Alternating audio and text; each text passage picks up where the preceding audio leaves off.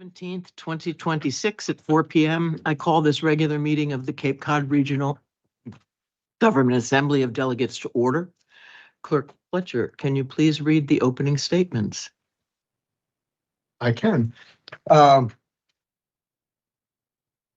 Pursuant to Chapter 2 of the Acts of 2025, this meeting of the Barnstable County Assembly of Delegates will be conducted both in person and via remote means in accordance with applicable law. Members of the public can watch the meeting through live real-time broadcast at www.youtube.com/user/Barnstable County.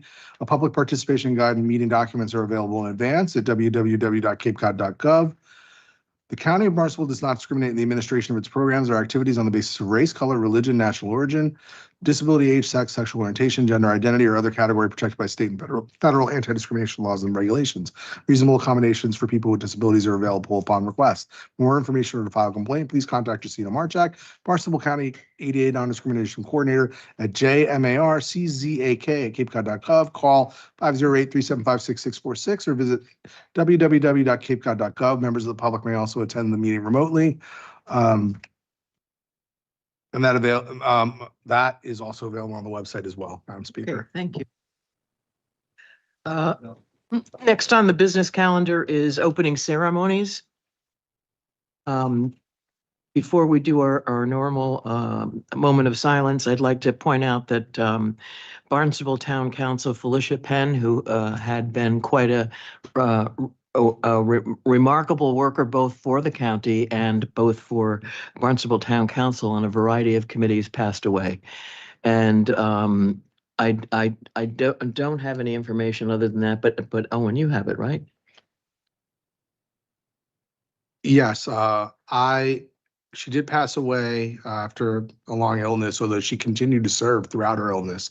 And I believe the family's having services on Friday. If anybody wants to know the information, I can make sure that you get it. Okay. May I have a moment of silence to remember our troops who have died in service to our country and civilian victims of war.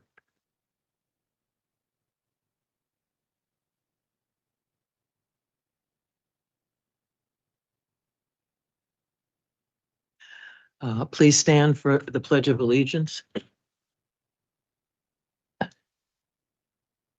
Pledge allegiance to the flag of the United States of America and to the republic for which it stands, one nation under God, indivisible, with liberty and justice for all. Thank you. Clerk Fletcher, can you call the roll for a quorum? Thank you.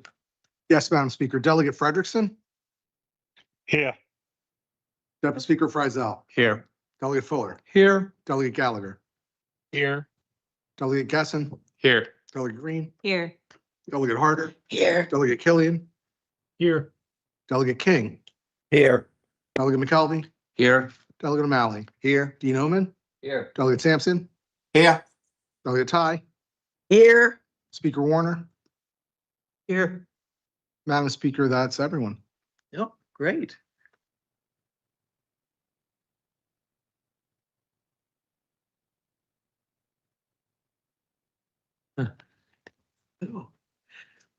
Next on our calendar is the approval of journals and minutes.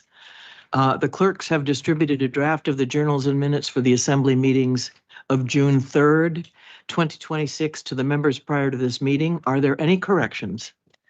Madam Speaker, we did get one from the Deputy Speaker that was technical in nature, and the Assistant Clerk did make that correction. So, Okay.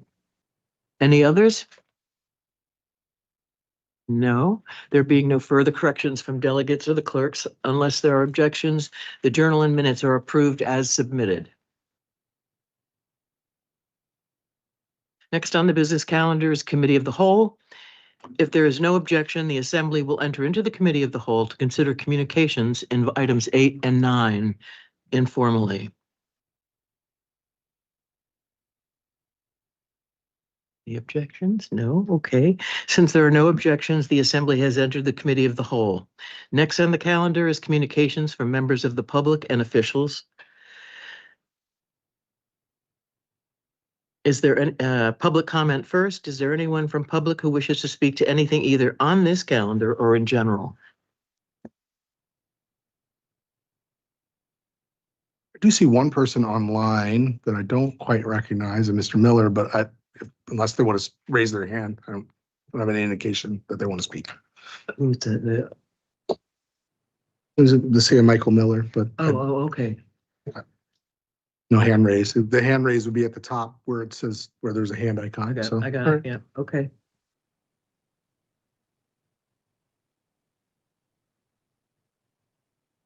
I see no further and want people who want to speak. So next on the business calendar is communications from the regional commissioners, administrator, and directors.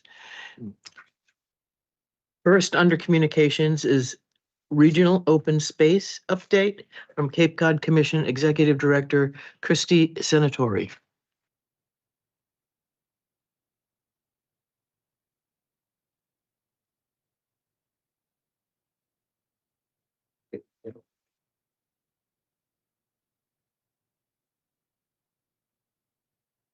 Great. Good afternoon. I'm going to share my screen with a few slides if that's okay with you. Great.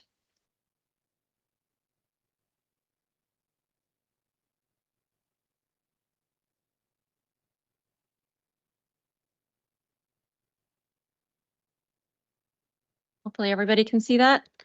Wonderful. Great. Thank you very much. So again, Christy Senatori, Executive Director with the Cape Cod Commission. Thank you for the opportunity to be here this afternoon. And I just wanted to identify that I am joined this afternoon by Heather McElroy, who's our Natural Resources Program Manager. She's online. So if there's any very specific detailed questions that I'm not able to answer, I'm sure that Heather will be able to answer those. But I'm pleased to be here this afternoon to talk a little bit about our regional open space plan that is under development currently. To set the stage and really kind of set the context for some of the work that we're doing, as you all know, we really like to work with maps. And so this map series may seem a little bit familiar to you, but it does help to really kind of illustrate some of the work that we're doing. So what you can see on this slide here is the parcel development by decades, starting from the 1900s through to the present day. You can see that development boom that really took place during the 1960s through the turn of the around the year 2000. And during that same time frame, the Cape was actually very good at protecting open space. So about 40% of the Cape's land is actually protected open space. About 92,000 acres is protected in perpetuity. And you can see the different shades of green where there's certain federal, state, municipal, and other types of entities holding that protected open space. But when you take those two maps, you take those developed areas, you take those protected areas, you combine those together, what we're looking at is about 87% of the region's land is either already developed or already protected. So I know there's lots of conversations going on around how much land we should conserve, how much land we should develop. But this isn't to say any of those things. This is really just to put that into context to show you what we're looking at in terms of the Cape land mass. So what you can see here, and this is going in alphabetical order by town, is the percent of the area across the towns that is protected open space. So you can see we've got a pretty wide ranging amount of open space protected per community. You can probably see your town listed there, with the highest really being in Provincetown at 78%. Some of those other Outer Cape towns. Some of the towns such as Harwich and Falmouth, Dennis are a little bit on the lower side in terms of that area that is protected open space. And then going back to that number where we're looking at the areas that are not developed or protected, you can see the percentage of the area of each community that's not developed or protected. Similarly, Provincetown very low in this area, and those other communities certainly are a little bit ranging anywhere from kind of 10 to 20%.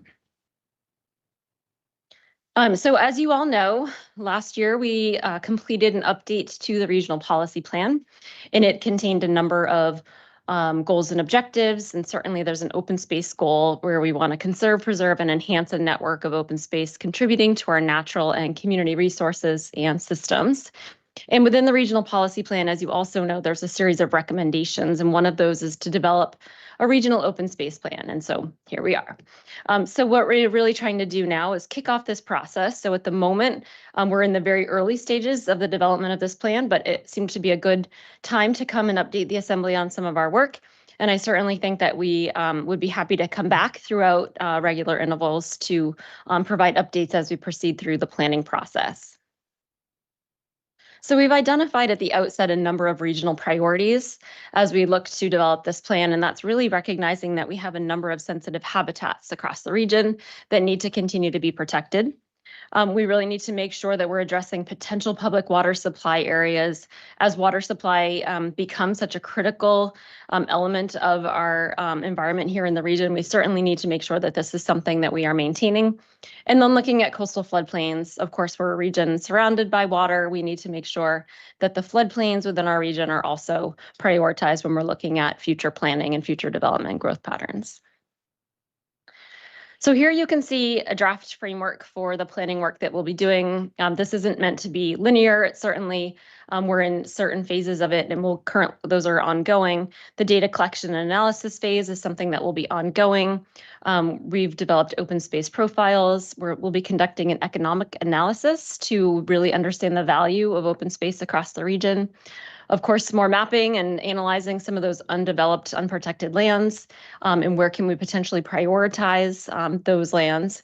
Really making sure that we're reaching out to the appropriate stakeholders. Community engagement, it will be a critical component of this process. And I'll get into that in just a moment.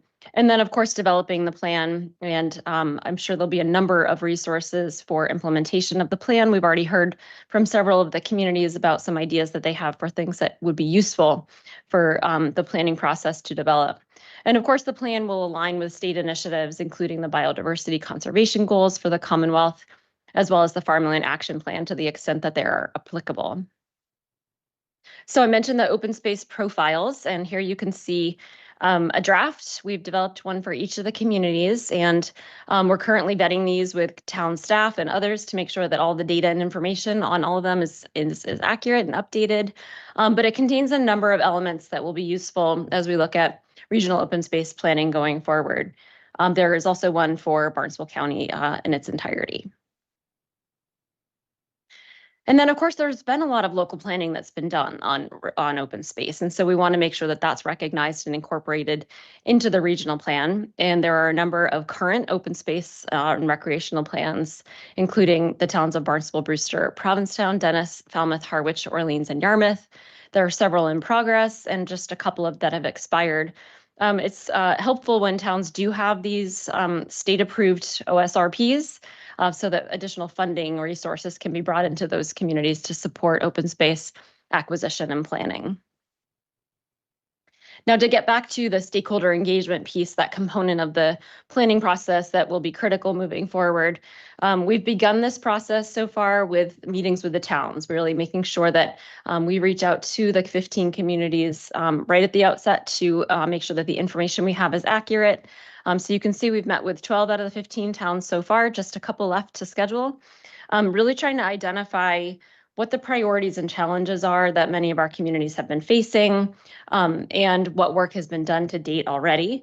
What tools and resources might be useful as we advance the regional open space planning process, and then who else should be involved. We want to make sure we're reaching out once the larger community engagement process starts. Who are we reaching out to, and are we reaching out to the right people? And then ultimately, to ensure successful implementation and development of the plan, whose support do we need to make sure that that will be accurate?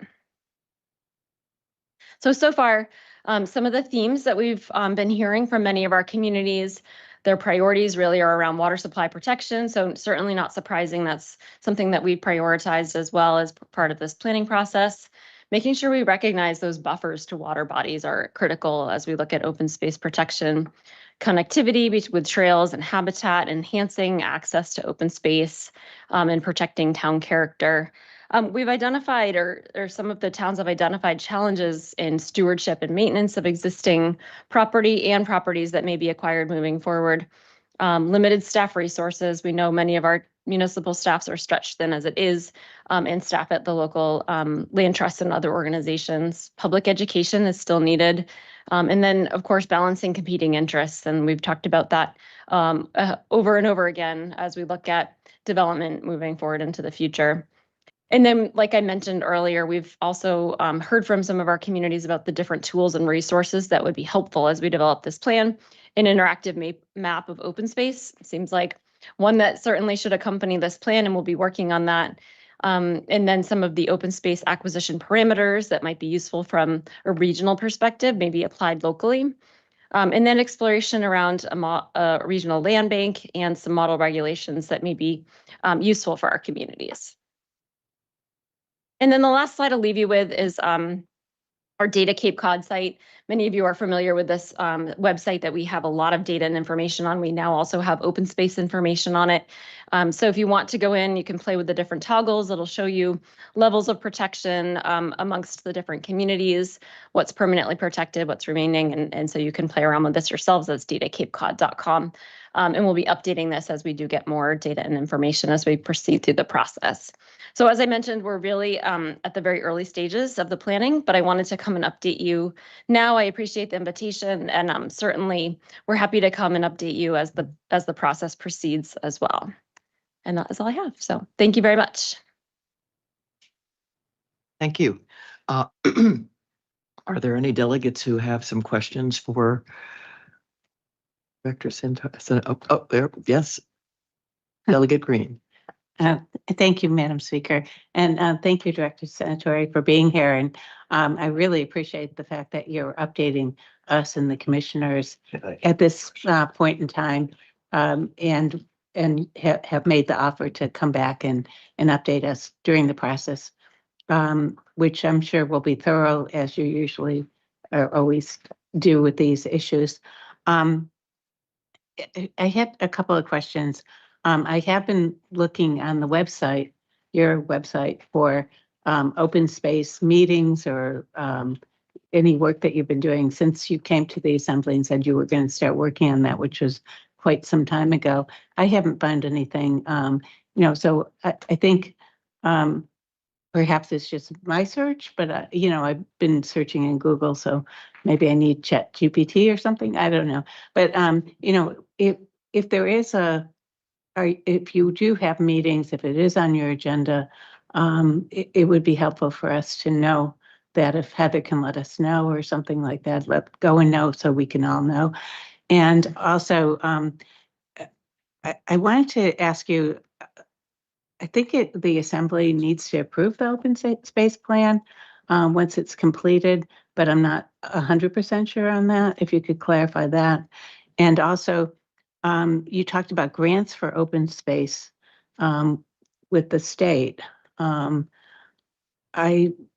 would like some illumination about that process. I mean, especially in light of the fact that the state passed its open space plan, and it actually seemed to soften the rules and regulations of open space, especially taking away citizens' rights and city and town rights, and the ability to take open space by eminent domain.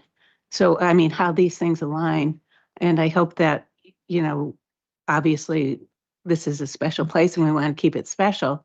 So I hope we're able to look at that very carefully and critically as we move forward.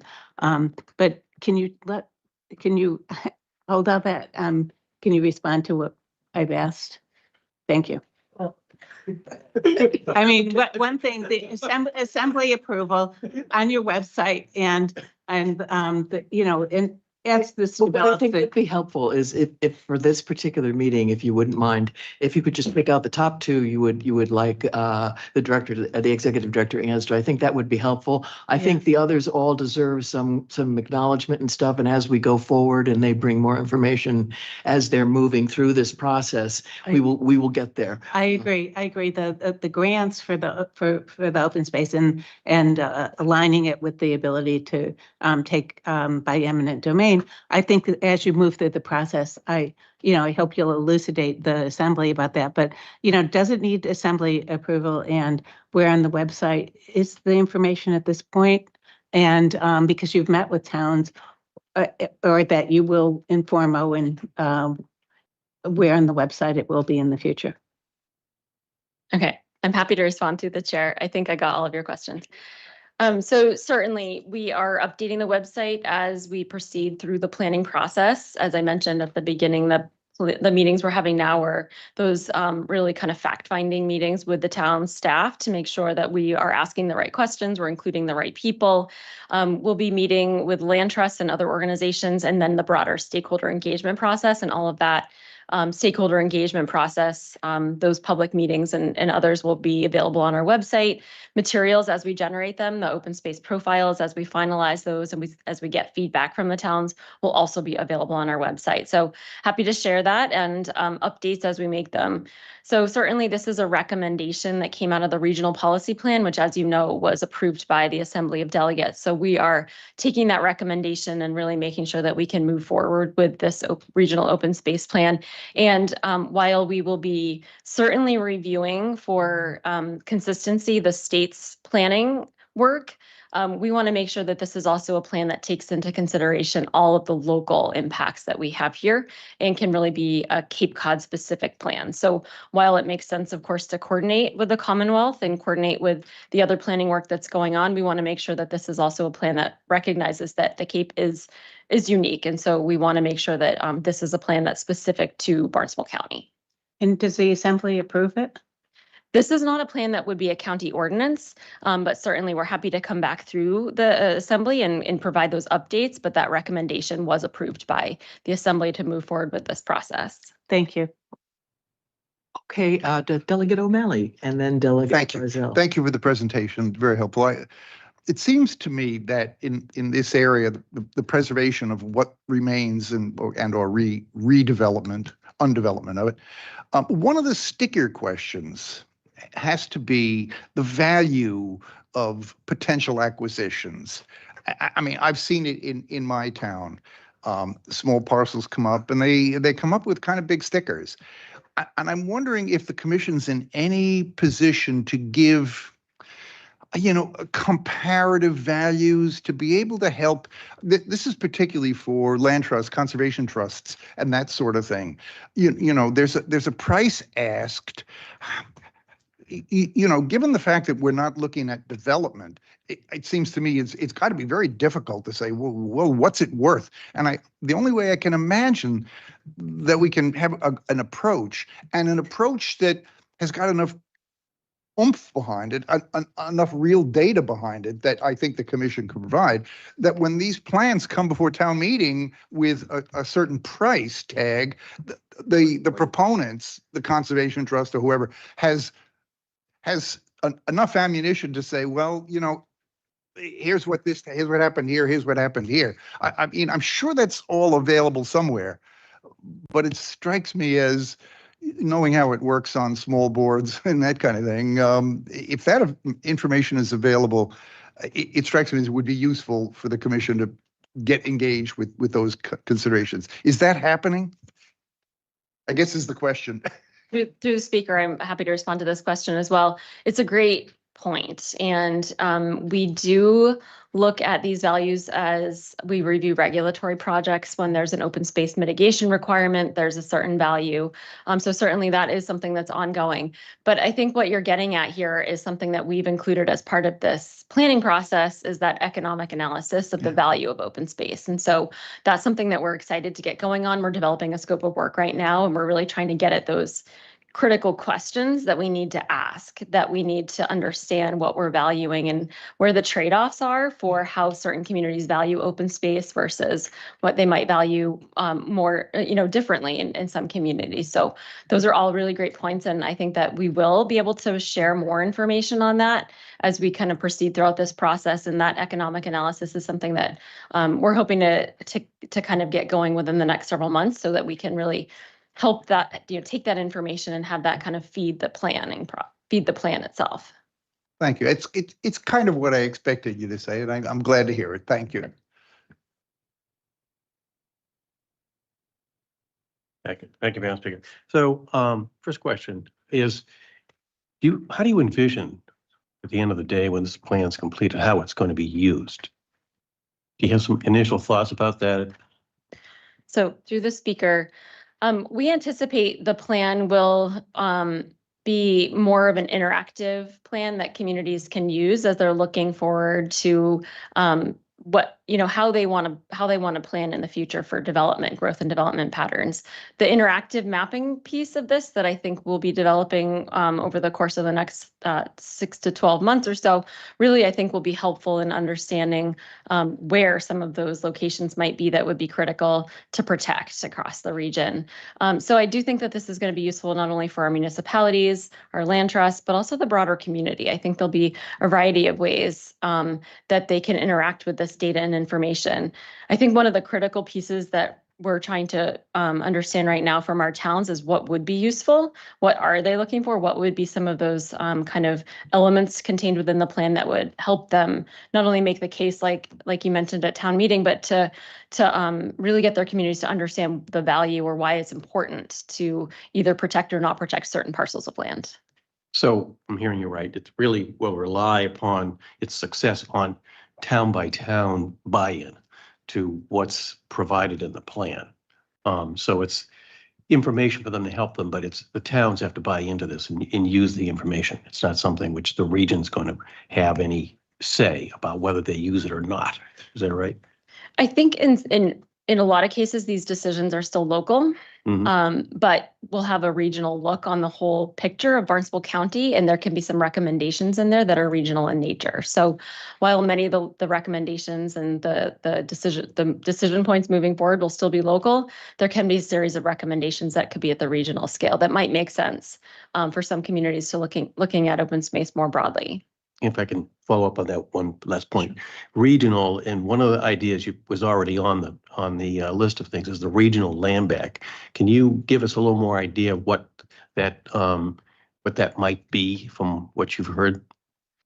So from what we've heard, communities have identified that there may be opportunities to protect land in one community, but it may benefit other communities. There may be potential resources that may be available that could go into a land bank for future acquisition. And would that be more appropriate at a regional scale? This is just kind of in its early stages. There are lots of examples in other areas that have worked very successfully. So I do think there'll be some modeling that we can do here that would, potentially be very instrumental in making those kinds of recommendations for the Cape. Thank you. And it's an area I think where this assembly might be interested as the regional government. Yeah, thanks. Absolutely.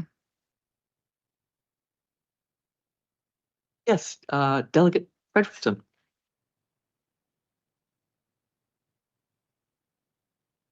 Good afternoon. Thank you for the presentation. It's great data to have, if nothing else, but I just want to, it's not a question, just a comment that Cape Cod is under a lot of pressure from a lot of different ways, and our environment is so delicate that I think the commission should have as their number one priority protecting our environment. Just as the governor 2 miles down the street was here a few months ago saying that exact thing. So I hope that that is the priority, to make sure we're protecting every square inch that we can. And I appreciate anything you do, but you also know that it's up to the towns, and perhaps there's some joint efforts that could take place. Thank you.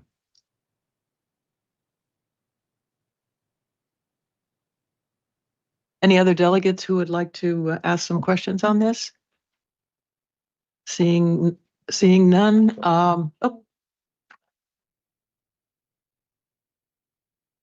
One.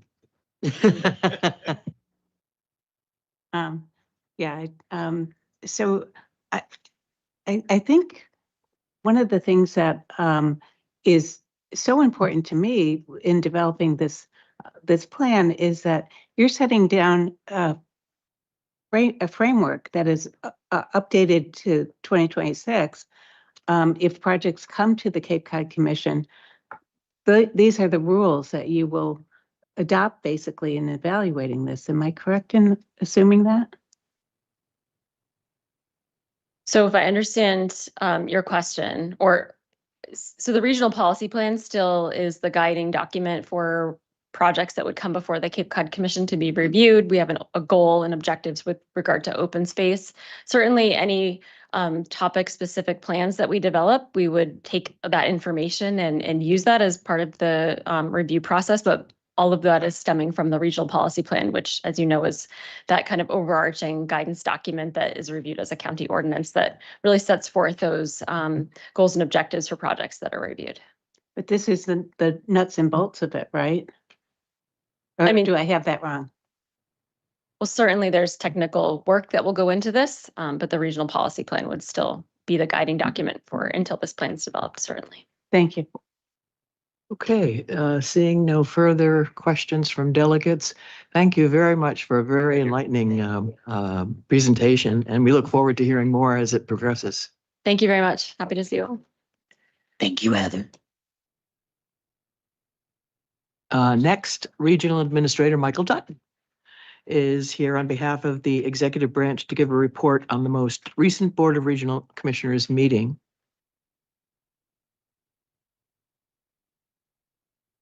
Thank you, delegates.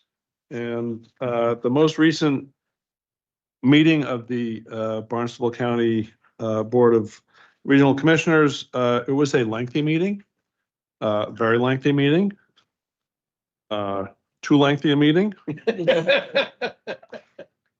But it was a productive meeting.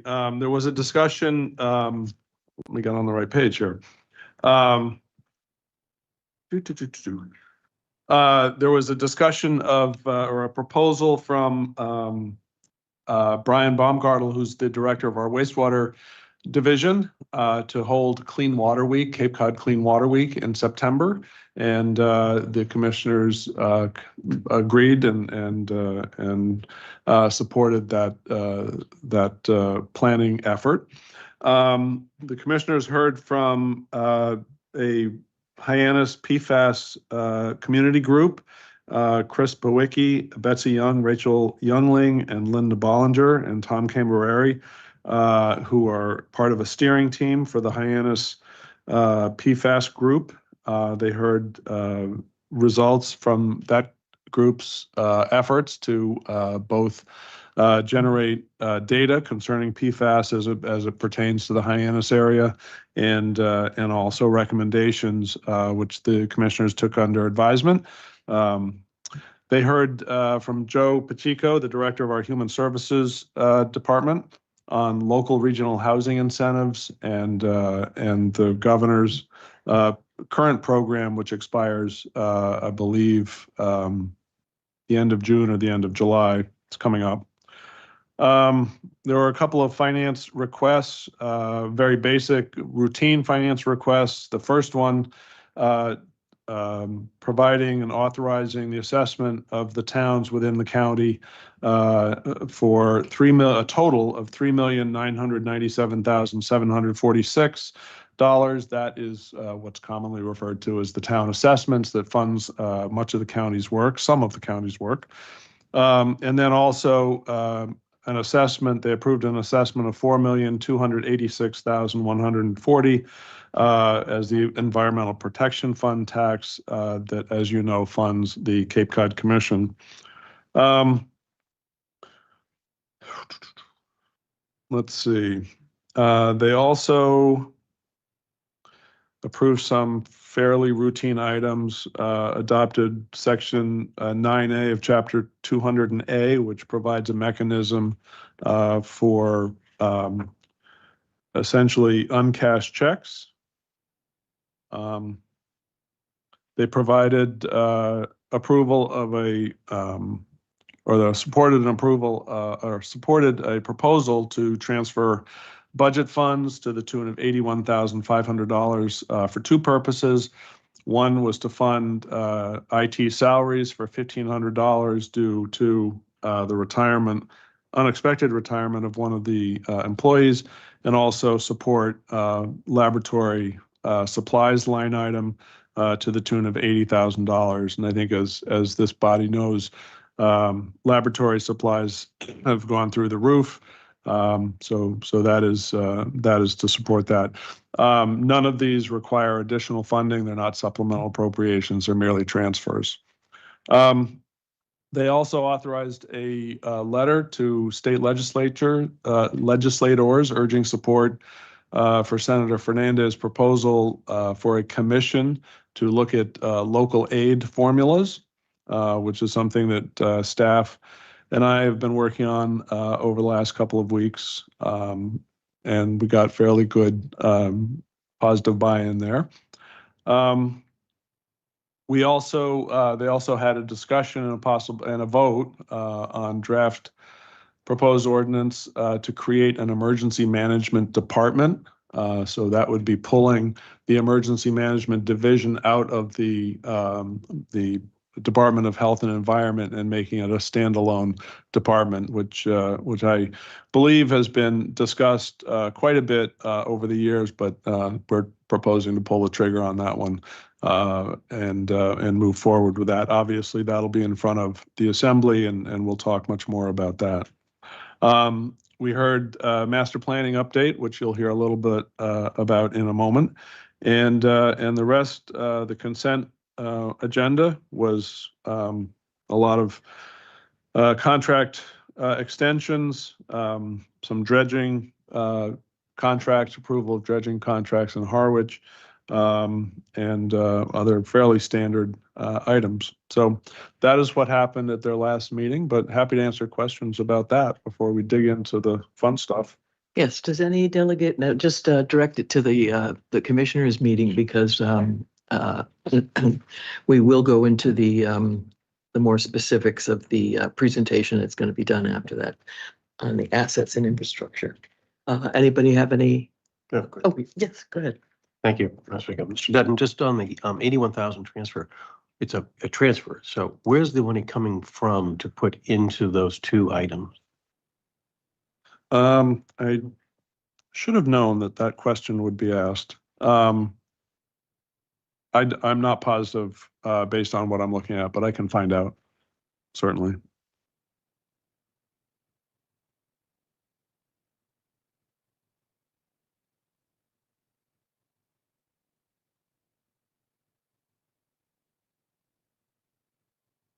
Thank you. The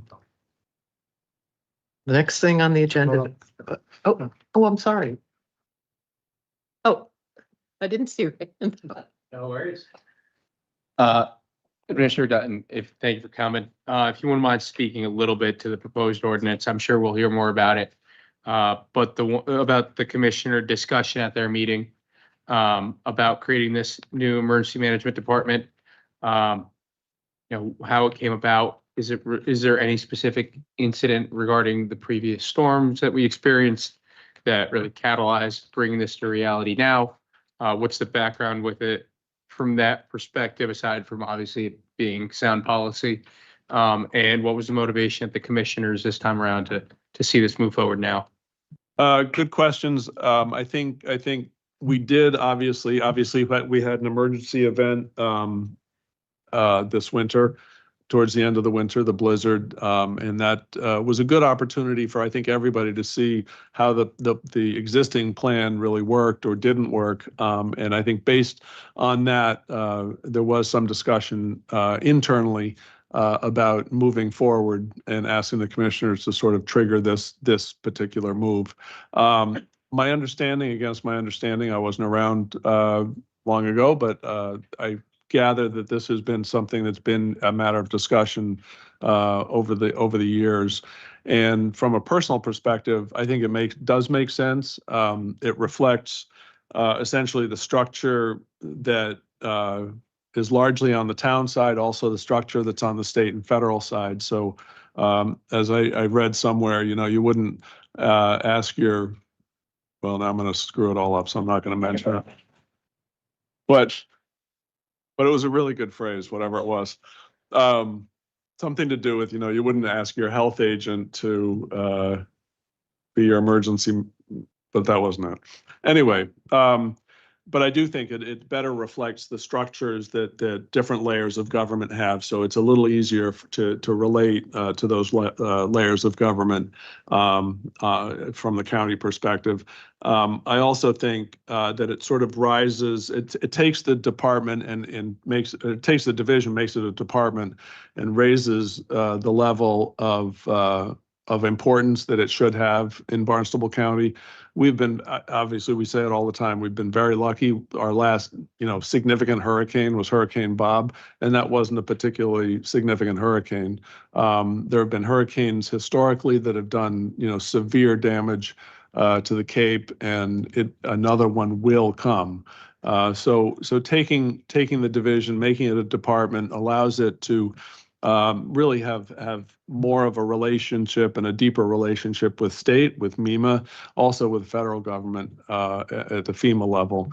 And so I will say that we looked at what was happening to FEMA and felt that, a lot of the emergency responsibilities were kind of being pushed away from the federal government, pushed down to the state level, and by extension, pushed down to the local level.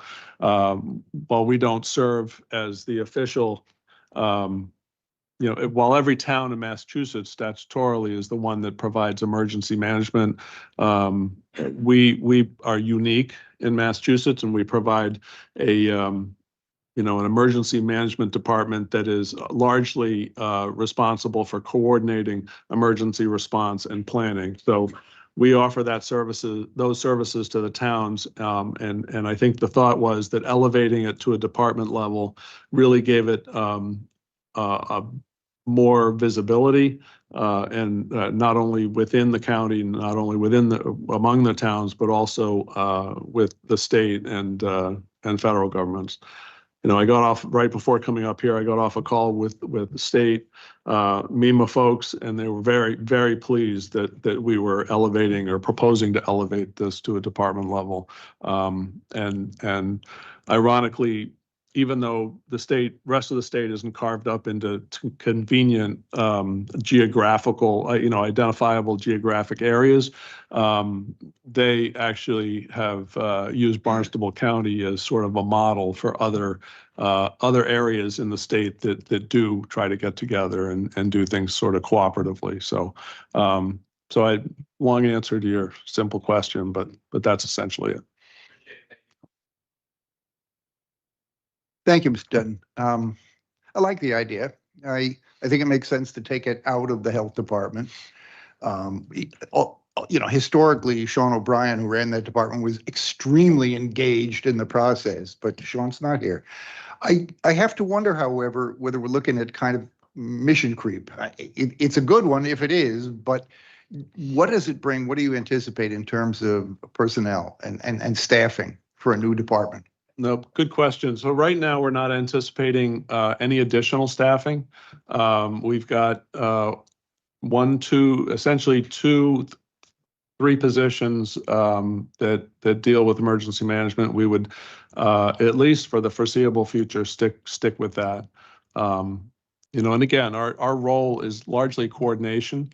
And so we're not trying to replace the towns by any means. We have very limited amount of equipment that we store on county sites that are available in the event that they're needed, but we don't anticipate increasing substantially the amount of equipment that we maintain, nor the employees that we employ. I can say that we're kind of excited. One of my objectives when I arrived was to try to begin to break down some of the silos that the county government has. And given the diversity of work, the diverse nature of the work that we do, it's understandable that there are a lot of silos. But when it comes to emergency management, there really is a lot of cross-departmental work that can happen. When you look at emergency management, you have food supply, food security. So there'll be a lot of interaction between emergency management and the cooperative extension. The emergency medical corps. I mean, there's a lot of interaction with health. And so we expect those, even the dredge. We expect a lot of interaction with emergency management among the other departments, and look forward to that, quite honestly. Thank you. If budget were no concern and looming budgets were no concern, I would support this mission creep. But I'm glad to hear it's manageable. Thank you. Yes, maybe from Chairman, I mean, from You know, I have a similar question. Mission Creek was not for this organization, but. The mic is off. Thank you for your presentation. I wouldn't use Mission Creek either for this. It's more of a reorganization, but we just got this and it's about 4 pages long. I didn't see any additional cost yet to that. Will that be under discussion? Do you think, I mean, is there going to be now management change, an elevation of status? And is that going to affect our budget going forward? Great question. Short term, and I say short term, meaning the next year to 2 years. I don't see any particular increase over and above standard increase, employee costs and so forth. I don't anticipate any additional costs because we're elevating it. No new desks, no new buildings. Nope, that's not how we roll. Thank you. Are there any other delegates with, I applaud the commissioners for taking that up. You know, I've been discussing this off record for a period of time and understand completely the landscape of what Cape Cod is like during a storm, been there firsthand. And, you know, when you question what county government does, and I do have questions on other things that we're doing. However, this particular function is something that affects everybody on the Cape. And you have to also understand that we're the last outpost other than Nantucket and the Vineyard. So our services always are delayed. So we need to work together. And they already have the Barnstable County Emergency Management Group made up of all the professionals from every town that work together. This will be a very good move. And I have some other thoughts, and I don't want to interfere with the experts that are running the show now, but certainly could add some advice down the road. So thank you. Thank you. We'd look forward to that. I will point out, when it comes to regional planning, we also work with the islands. So, you know, to some extent, we all live on islands. And today, good indication for me, or really hit home today, I left my house at about 20 minutes of 8 to come to work. I didn't get to work until 10:30, 10:40, because as you may have heard, there were 2 accidents, one on the Cape side between the bridges, the other at the base of the Sagamore, and traffic was at a complete standstill. So that kind of experience really hits home, you know, what happens if the bridge, if there really is a bridge out of commission, and what the impact is going to be, and worse, what happens when there are 2 bridges out of commission. Having worked on the island, one of the islands, you know, I know that the mentality is, you got to fend for yourself because nobody's coming to rescue you.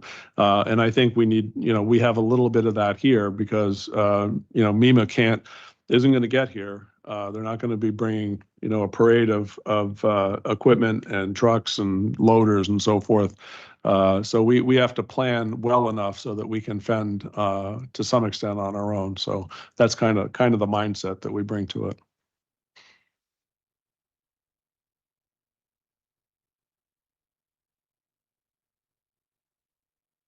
are there any other delegates I may have missed that would like to speak?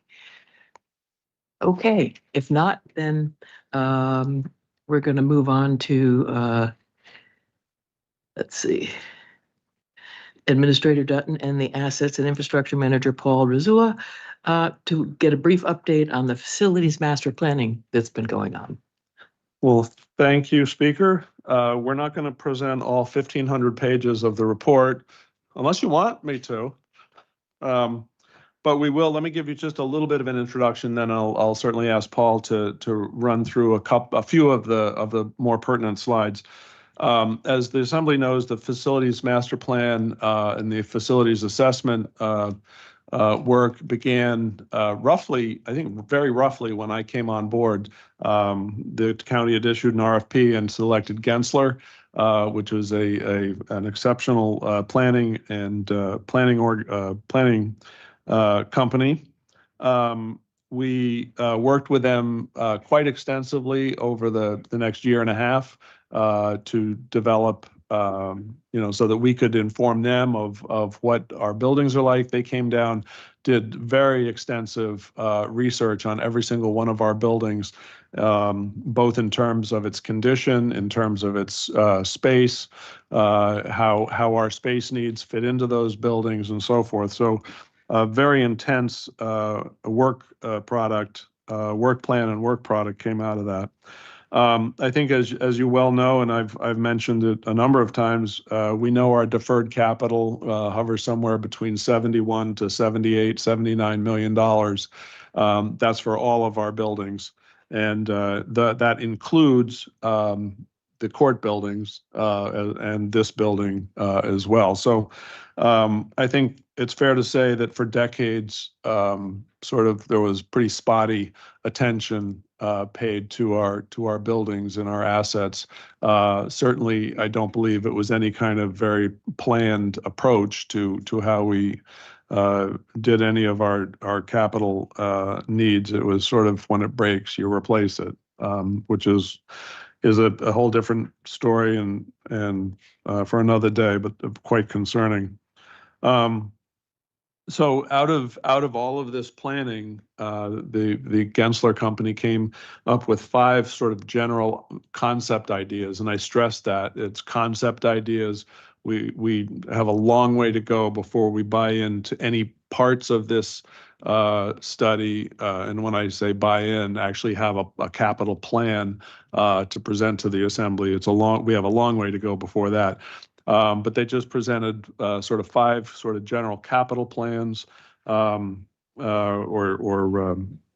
plans, I guess. And so Paul can walk you through those in a second.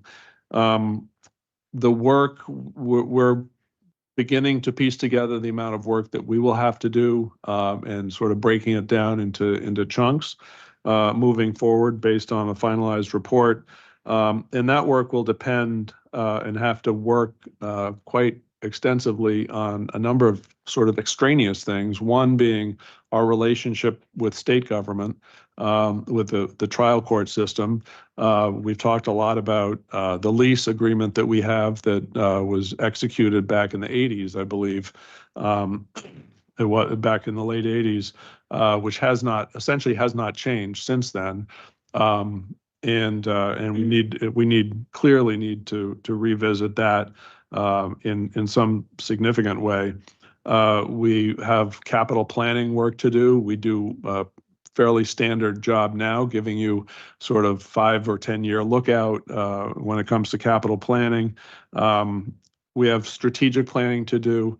We certainly don't want to be building structures or renovating structures and accommodating space we don't need. And by the same token, we don't want to do that same work and not have the space that we do need for a program that we never thought of, whenever 5 years ago. So we've got a strategic planning process to go through to figure out, exactly what services are we going to offer, what services shouldn't we offer, and what are possible services that we may provide the towns in the future. We have to really be attentive to our town relationship with the town of Barnstable and the village of Barnstable. This county complex is incredibly important to this community. And so anytime we make a change, we want to make sure that we interact very directly and very closely with the village.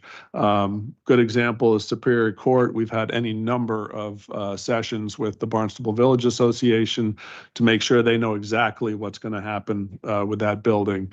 And those have been very fruitful and very useful meetings. And we've actually taken ideas from the Village Association, which we will incorporate into the project eventually.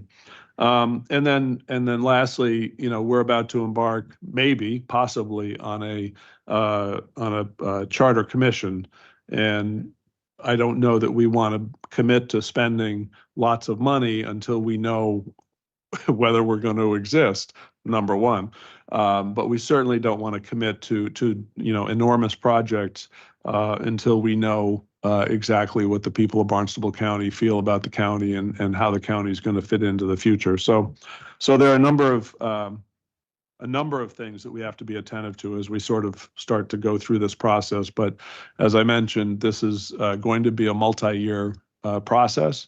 And what Paul's going to show you pretty quickly is very basic beginning, some beginning steps and ideas along this, what will be quite a lengthy path.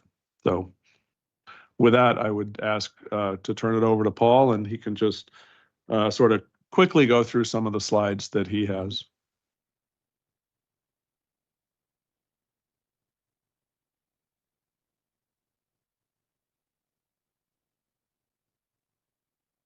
Thank you. Paul Rosala, Barnstable County Assets and Infrastructure Manager, here to go over a brief review of our facilities condition assessment and master plan.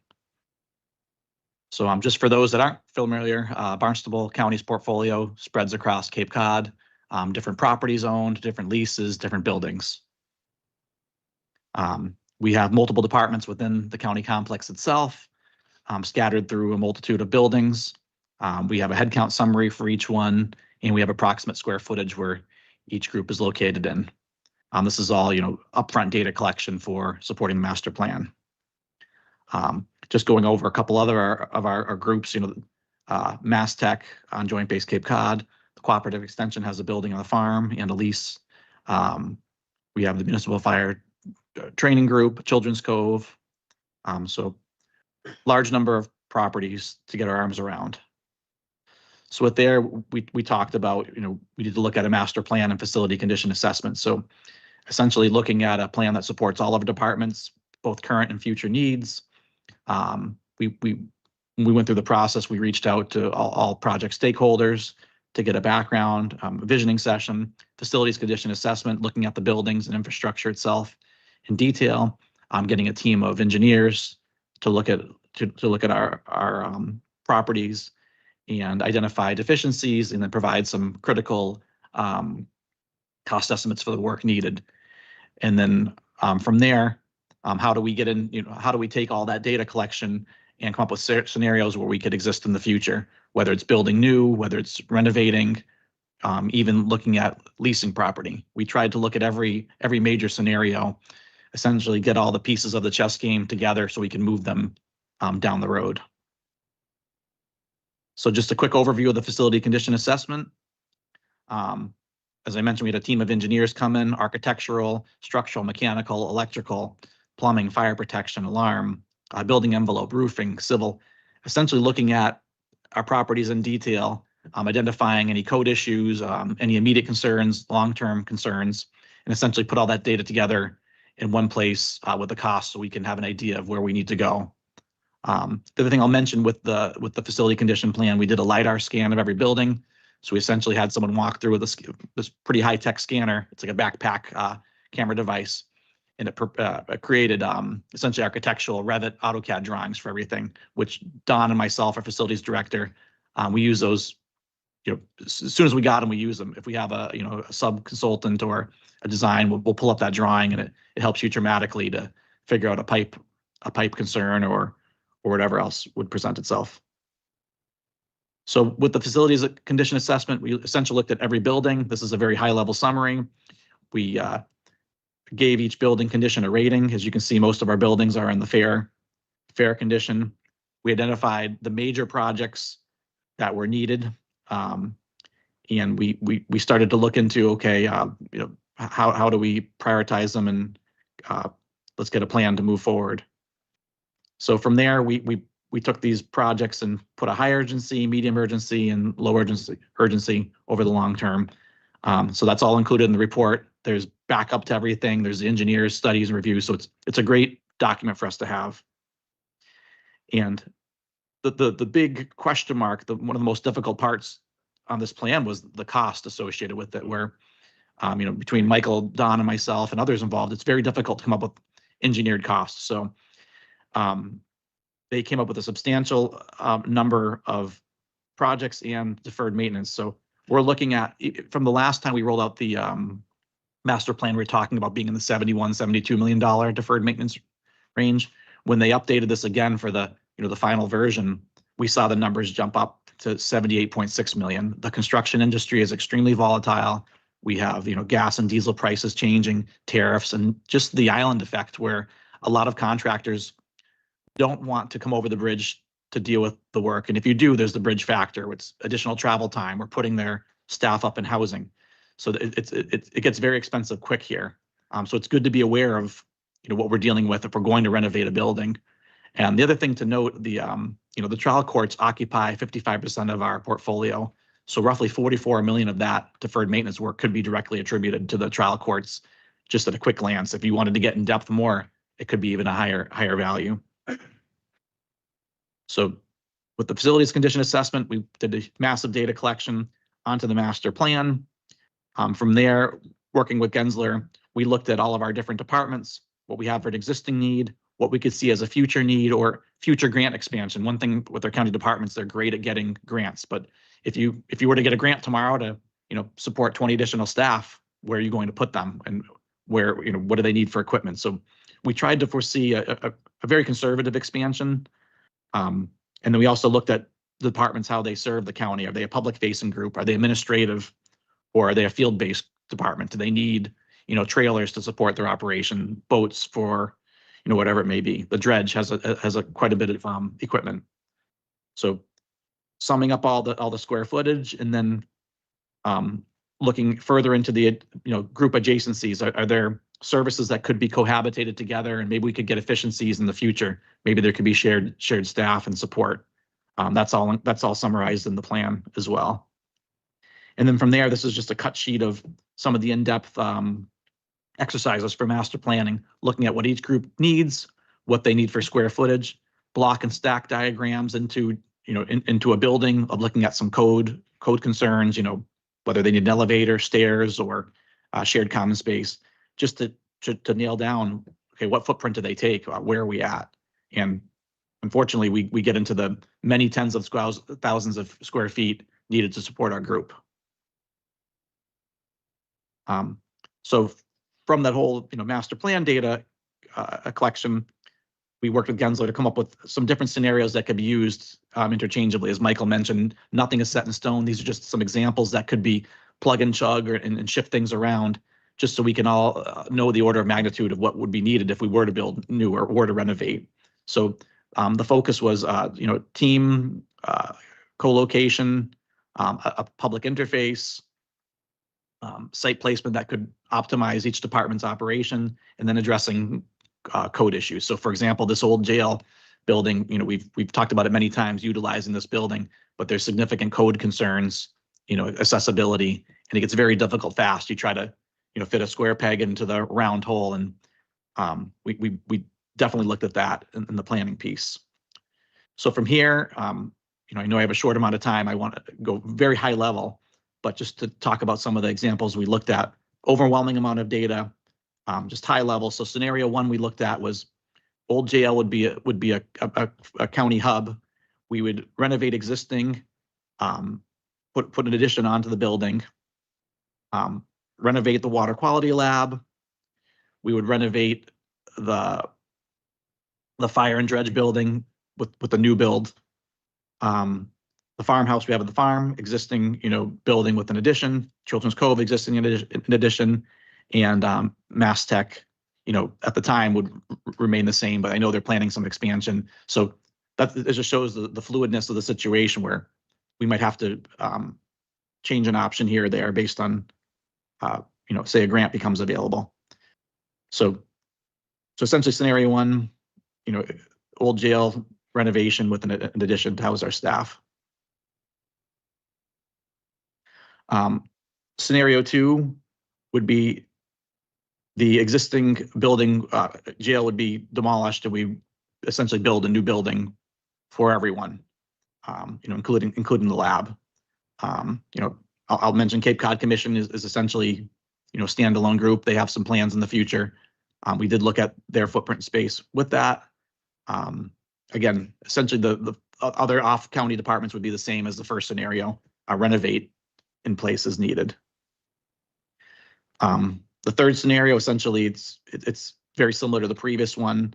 It would be the same, except we wouldn't be building a new water quality lab. We would be renovating the water quality lab. Any kind of lab renovation gets very costly. So we looked at that one separately. It's a quick iteration. Scenario 3 would be looking at building on Finney's Lane, with the remaining of the, other buildings with the same approach. There were some issues with Finney's Lane as far as square footage, some planning, zoning issues where you see the red exclamation mark. It wouldn't, Finney's Lane alone would not be able to suit our needs and be able to fit all of our staff. We'd have to get very creative with how we'd use that building. So that was a, more of a proceed with caution scenario. And then the fourth scenario would be essentially renovating existing space as is and trying to optimize the best we possibly can. Shared resources, maybe converting a conference room into office space that can be converted back into a conference room. So really trying to look at just utilizing what we have. And again, we had some concerns with that where you'd have disconnected teams dealing with these older buildings, how much money you're going to put into an old building. Is it going to be, are you going to see a long-term payout in that? So with all these scenarios, the other thing we looked at, if we were to do a new build, just for example, we looked at our county property here. This is one option, putting the new build where the bandstand is right now, and essentially just looking at square footages, cost, big picture. Okay, if we would need a parking deck, if that was desirable, what does that cost? What is, where would it go? How would it work? We even looked into the potential for development or housing. We knew it's a very controversial topic, but we knew it was important to at least touch on it. So we had all the data there and people could make decisions from that. So we're trying to pull everything together, get it all done in one document where we can make a very informed choice in the future. Option 2 for the county complex was essentially putting the building in a potential tri-building arrangement with the Superior Courthouse and Registry of Deeds, or a quad arrangement with maybe another government style building being built there. So these things are all discussed in detail along with planning and zoning restrictions. So we're all on the same page. So to summarize the whole scenario is essentially scenario 1, renovate and build onto the old jail with some renovation to our county offices. Scenario 2A would be build new with a new lab. Scenario 2B would be a new build, with upgrades to the lab as it stands. Scenario 3 would be new build on Finney's Lane, and scenario 4 would be, essentially renovating in place. There are other scenarios that we looked at, including leasing or even purchasing of an existing property. There's challenges that present themselves with each of those as well. So looking at the cost of all these different scenarios, they're significant. They're upwards of $190 million. Gensler, as far as their overview, they like the idea of 2B for many reasons, and they, we said, well, 2B is the same cost as some of these other scenarios, so they went and further optimized. They tried to shrink down spaces, pull everything together, but I think the exercise in the end, no matter what you do with the renovations or new build, you're looking at $155 million to almost $190 million, which is a significant cost. So that's a very high level overview, and we're open for discussion from here. Manager Rosado, thank you. That was very interesting and a very good job of consolidating, considering how much data you had to work with. And the preamble that Administrator Dutton gave was really helpful as well. So do we have questions? Okay, Deputy Speaker Preisel. So a couple of quick things. I noticed on your slides, you refer to the Cape Cod Commission as a leased space. And so I'm curious, I thought they were purchasing a new building and in the process of doing it. So why are we still talking about it like it's here in a leased space? I thought they were leaving here and they bought a new building. That's the first question I have. They did, and pretty much just a timing issue. The report was completed prior to the commission securing or signing a purchase and sale agreement on that building. Well, will that new purchase and sale agreement affect all this work you're doing with respect to the master plan? No, the Cape Cod Commission was largely treated separately. And sort of, I think the report acknowledges that, that they're not going to be part of of overall county complex. Next question was Children's Cove. Children's Cove has a plan that they really want to be substantially larger in terms of the building structure. And is that where they currently exist or a new location? And how does that fit into this master plan? It does fit into the master plan. Children's Cove is referenced. We are currently looking at a number of different options for Children's Cove, and I can't go into excruciating detail, but generally either staying there or going to an alternative site that would be larger and more cost effective. And so I just one last one. I assume that that's going to be taken into account when you decide on this master plan because, okay. Yeah. And the last one is, why are you thinking of Finney's Lane at all? I mean, why are we talking about Finney's Lane as an option rather than, and I assume that means we're abandoning here and moving everything to Finney's Lane. Finney's Lane is, we felt that we had to look at Finney's Lane because the county owns it. It is also a property that if the county were to choose to sell it, the proceeds would not come back to the county. The proceeds would go to the Department of Transportation by the terms of the deed. So it was given to us, but not really given to us. Yeah. So anyway, we felt that, and in fairness, we felt that, every single county property really needed to be looked at and determine what the development possibilities are or aren't. And that's, so the report reflects that. Yes, go ahead, Delegate Harder. Thank you, Madam Speaker. The various scenarios and all that with well, first up, two things, because I get a little confused. Old jail, does that include this or we just mean that? It would include, we looked at the entire, building structure and Gensler, when they did their architectural structural study and code related issues and structural issues, they would plan on renovating this section and actually demoing that section and building on. They looked at the cost of demo or rehabbing that piece versus building new, and it was very close to being the same. So they pushed us as far as if you're going to make a choice and you're investing, whether you're public or private, they strongly recommended building versus playing with that building. But we'd keep this that we just spent all this money on. Yes, that was part of that. Yeah, Okay. This would be a great model if you were to renovate this building, what you would get for an end product. Look, you have to think very creatively. There's columns within the building. There's some walls. Some are load bearing, some aren't. And what we have to be very careful is if we start playing the renovation game, it can get very costly quick. Where if you have an engineer look at it, it might be better to just demo the whole thing and build new. Because you're changing piping, galleries, and heating, and then the code requirements is what really can get you for a layout. So we might be getting rid of this part of the building too. You could. It's way too premature to even think about what we might do. But one of the options, I think the 2B option, which the consultants sort of narrowed down to, would include demolishing all of this. And then my other question was the costs. The different scenarios had different monies. But does that include the work we have to do at the courts that we might get back, or in the scenarios 1, 2, and 2B, all that, were the courts not included in those? I couldn't quite tell. So the reimbursement cost you're saying?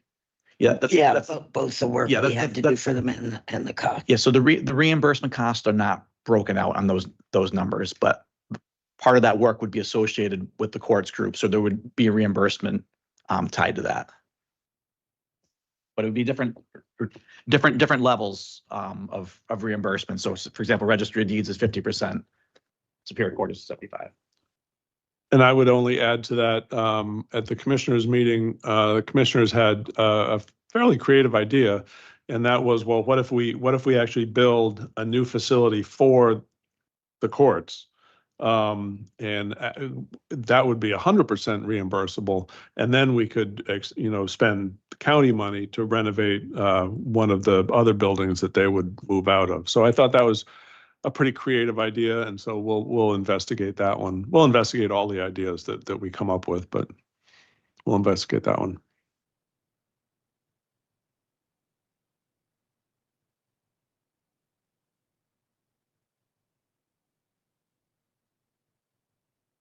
Okay. Ellie. What's that? Yeah. Yep. Yeah. We won't fight about it. Given the extravagantly large costs we're looking at here, and added to it the PFAS costs that we are facing for years out ahead, it strikes me as we are really seriously needing to engage with our delegation about bringing some state. And I'm wondering where we're at with this. I had a conversation with Rep. Luddy just in the past week, and she indicated she obviously wasn't really up to speed on where we are, but I outlined some of the parameters that we face. And she indicated an interest in trying to pull together members of the delegation to talk. If this is already happening, I'd like to know about it. Where do we stand with, a part of it, we put out the money for the courthouse renovations and we hope for money to come back. We are on the hook for PFAS, which wasn't ultimately our doing. We look like we need some help here to continue functioning as a government. No, I think that's a very good point. We have spoken to individual legislators. We don't yet have a coordinated plan, which is really critically necessary when you're looking for some sort of assistance on any of these, orders of magnitude. So we have certainly presented the challenges to individual legislators, senators, and reps. As well as our federal representative, and promise them that we will be coming to them with a plan.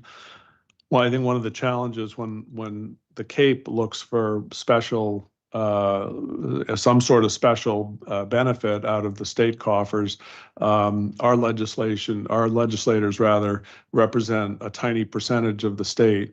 And so we have to present a plan to them that would conceivably resonate with the rest of the state. And so that's kind of where we are now. And as I began with, we are at the very early stages of what will become a multi-year effort. So this is just the very, very beginning.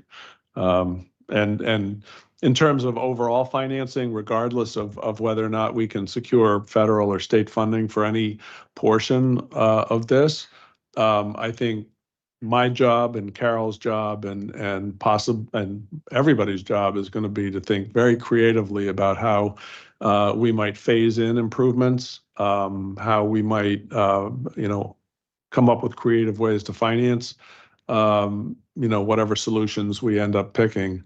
So there's a lot of work to do on that end. Yeah, thank you. I appreciate the ambiguities of our situation and all the uncertainties, and it kind of just want to be sure that we're working on that. That I think we're going to need help. Mm-hmm. I completely agree. Delegate Green. Thank you, Madam Speaker, and thank you both for the presentation. It's a lot to digest. I'm not sure I understood what the benefit is if Phineas Lane is that area is developed. If the sale of the property goes back to DOT, if we did buildings on that, what would happen if some future county entity wanted to sell it? Are the buildings part and parcel of that whole thing? You would think so. In theory. Yeah. But that's really not, right now, that's not on the table. I mean, I don't think the county would be interested in giving up a piece of property that it currently owns. There may be, a whole assortment of other ways to use that property in the future. And there may be ways to use that property within some of the recommendations in the facilities master plan as well. So we're not proposing to sell that property at all. And this is sort of a minor detail, but when this room was in the planning stages and the assembly, it was clear that the assembly would meet here.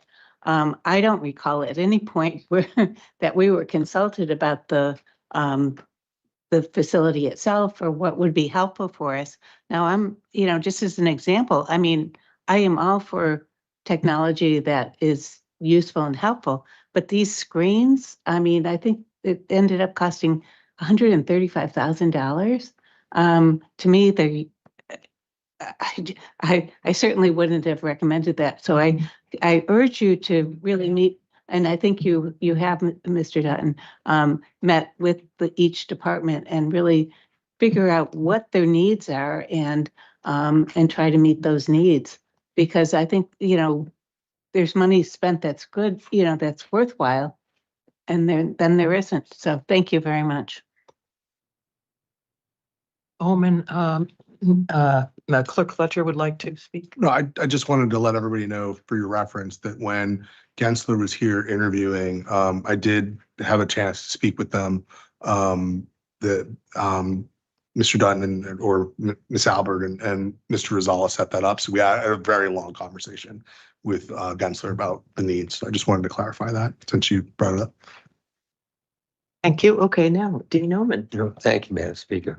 So thanks for the presentation, as scary as it is. But I need to get back to the start of this whole thing. We're at the very onset, as you said of this, but is the onset also including the fact that we can't do a darn thing until we decided whether we're going to have a charter commission or not? Is that another 2 years down the road? That's my first question. No, certainly not. I don't think we want to make any final decisions about planning, new buildings or, renovating, substantial spaces in our existing buildings until we know whatever the results of that are going to be.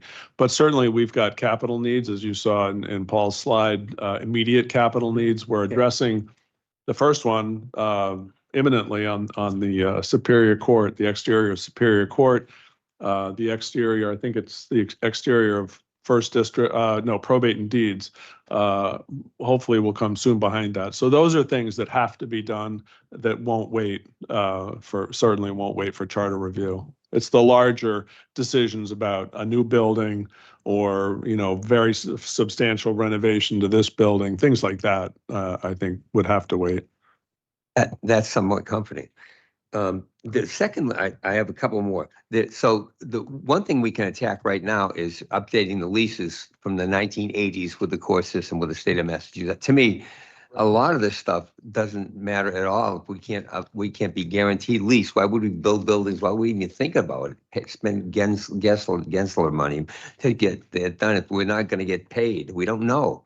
That to me is something that's imminent, and I hope that the administration is going forward with that is in good haste. I also, Mr. Rosales, you mentioned very briefly the farm, which is the 180 acres over there. And I know that we are tied up to the town of Barnstable with that too, but is there any thoughts about any expansion plan there, especially for the extension service?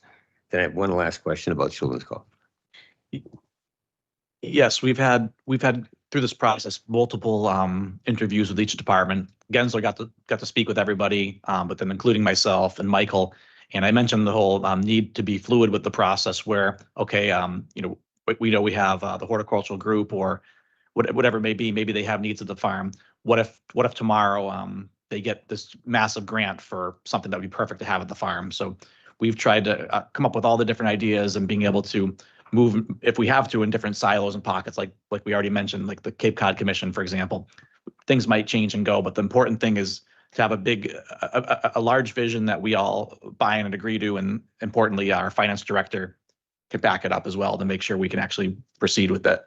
So does that mean we still have some sort of wiggle room by using the farm for our own purposes again, which should be very helpful? I know that we're getting pennies on the dollar for the rent there. It's another issue, but So the farm itself has very limited building envelopes. So essentially where the structures currently exist are the areas that we could conceivably improve. The rest of the farm is under an agricultural restriction, so we don't have the ability to, expand on that site necessarily. But the existing structures we could make alterations to. renovate and use for our own purposes. Mhm. Okay, Oh, yeah. that's a helpful thought process. Thank you. And the last thing is the Children's Club. You mentioned the possibility that they might lease their own property off campus.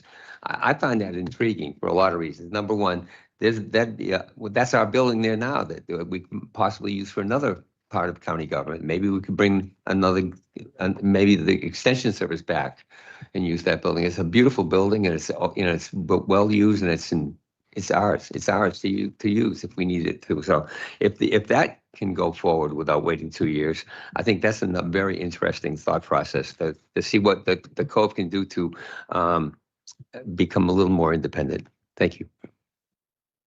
Okay, Delegate Gessen. Thank you, Madam Speaker. And I promise I'll try to make this sound like a question. But I think I'm going to be really touching on the point of what are we doing to maximize the revenue and the money that we get from the state. And I know we do a fantastic job here at the county of accessing grant money and really, so to speak, playing by the rules that everyone else is playing by and applying for these programs and posing ourselves as really the best option. But at the same time, we're saving the state in a number of ways a tremendous amount of money by having these services provided here at the county level, where elsewhere in the state itself has to provide funding to do it. We're paying for it ourselves here with an independent revenue stream. I mean, if you look at the sheriff's departments, the way they've structured themselves, I mean, the Inspector General's report came out that they overspend their budgets by $110 million a year, and then the state just fills in the pockets after the fact with a supplemental budget. And that's just the way the game's played up there in Boston. I know our sheriff, for instance, has a director of government affairs, specializes in making sure that $110 million comes through at the end of every fiscal year. And yet, at the same time, I'm not saying that's the way we should be running it, but our county budget here is a rounding error to them up in Boston when they're creating their annual budget. And there's a lot of complicated conversations that go into essentially how far does money go that the state has? And by investing X number of dollars into a program or service, how much is the state saving or developing in future revenue? And I think we have a really strong case to make that every dollar spent by the county or state dollar coming into the county saves the state a tremendous amount of money. And I would really like to know what we're doing to advance that argument now. And also really honestly push administration, think about what can we do to advance that argument in future fiscal years. Thank you. Nope, that's a great comment / question. And I completely agree. And if you look at the benefits, that the work that the county does, essentially means that the state doesn't have to do the same work. I think you're absolutely right. In terms, goes back to the discussion about the lease, that the state has with us. It's essentially exactly the same lease that the state has with Bristol, Norfolk, Plymouth, Dukes, Nantucket's a one-off, but all of us are operating under the same lease, executed in the same year, 1980 something, and so part of what we have to do is make sure that those counties have enough credibility with their legislators in order to get everybody on board to force the legislature and the administration to take a look at it. There's no incentive for the state to look at that lease right now. It renews every year automatically. by state law, provision of the general laws. It renews every year automatically. We have very little say, almost no say in the terms of the renewals. When the state expands its footprint on our property, yes, we can, there are provisions to increase the lease amount, but it's still essentially sort of the same square footage price that we've been looking at forever. So it's so corralling all those other county governments and those state legislators is something that this, is essentially we can draw up the plan internally, and we will, and we've begun. But ultimately, it becomes, this body, the commissioners, the boards of the select boards on the Cape that really are going to have to push in a concerted way our legislators to and legislators on the South Coast in those other existing counties to really push the administration to come to the table and make changes in that lease.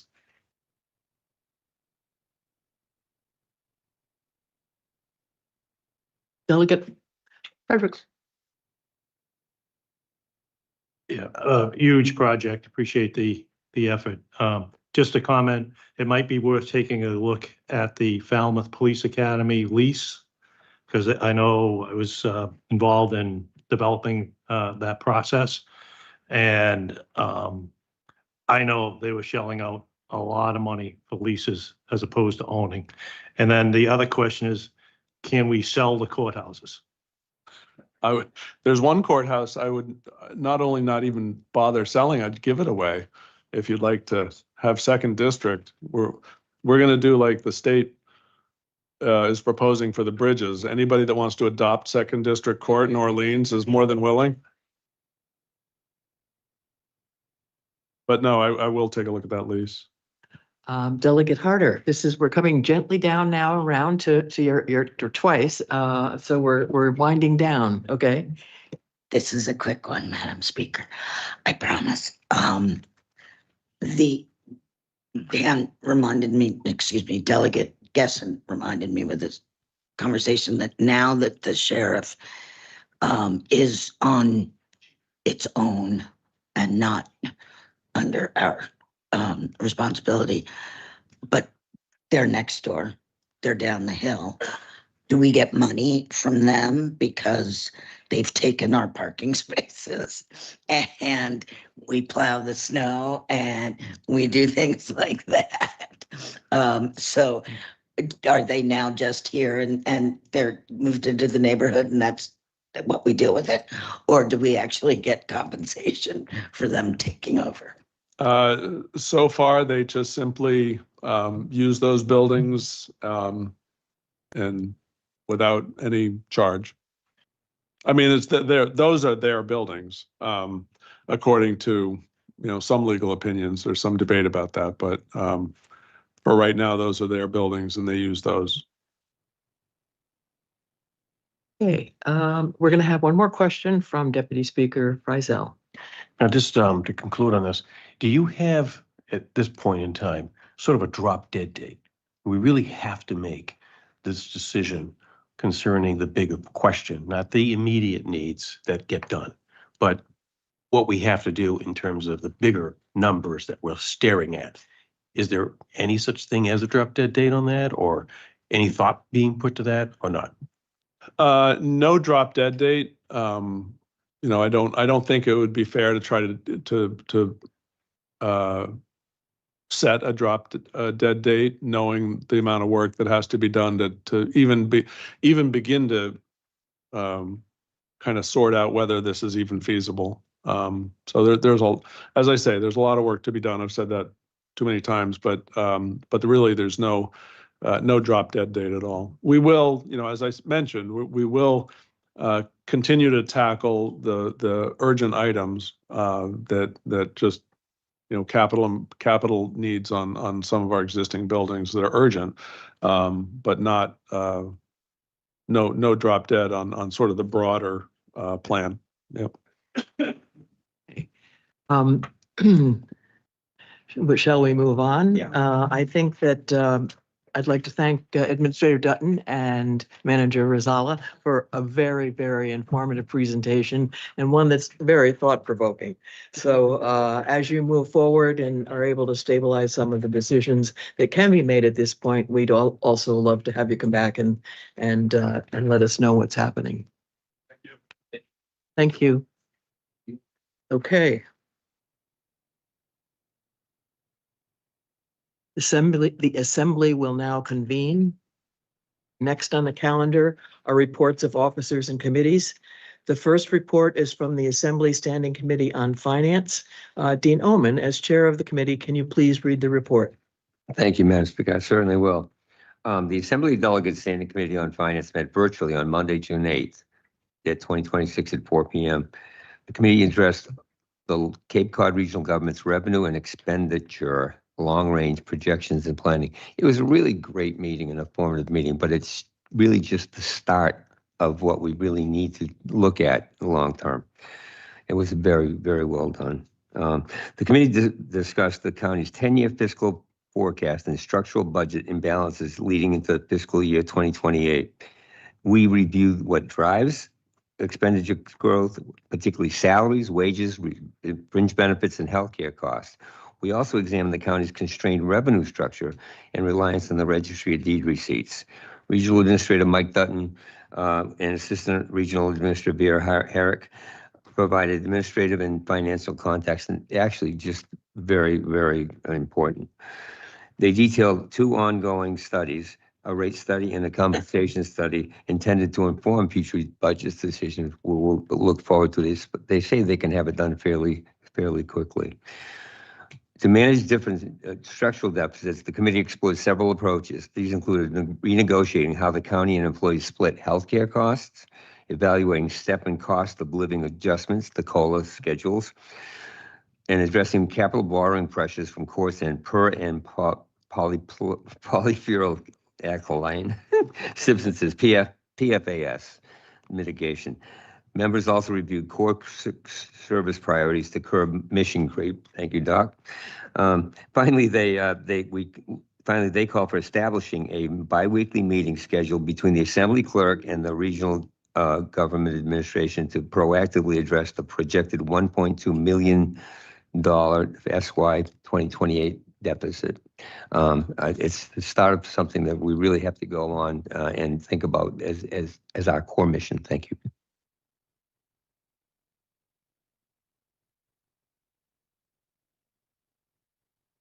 Thank you, Dean Omen.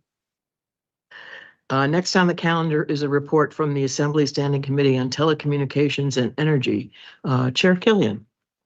Thank you, Madam Speaker.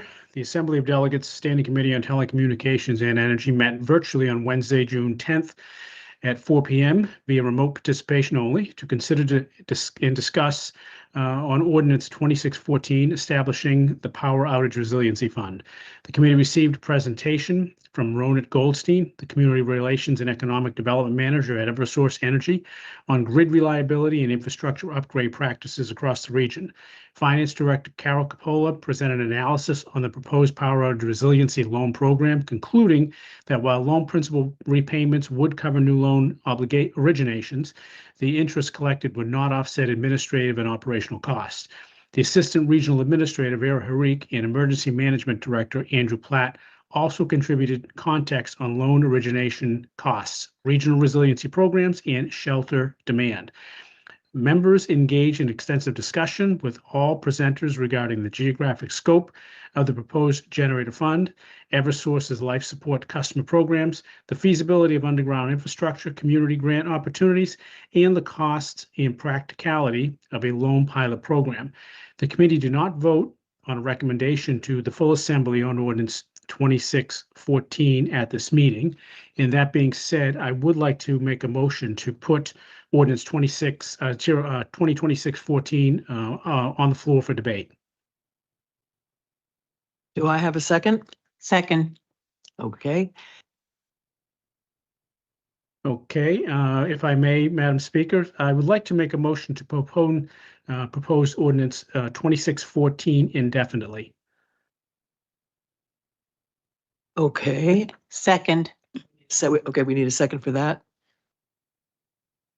There is a motion with a second to indefinitely postpone proposed ordinance 2026-14. Is there any discussion on the motion? Delegate Killian, would you like to start? Yes, thank you, Madam Speaker. If, just to bring folks up to date, as it was in the report, we heard testimony regarding the possibility of a fund, a resiliency fund. And in the course of our inquiry, we got an opinion from County Council, which indicated that the county does not have this type of broad authority to create a loan program.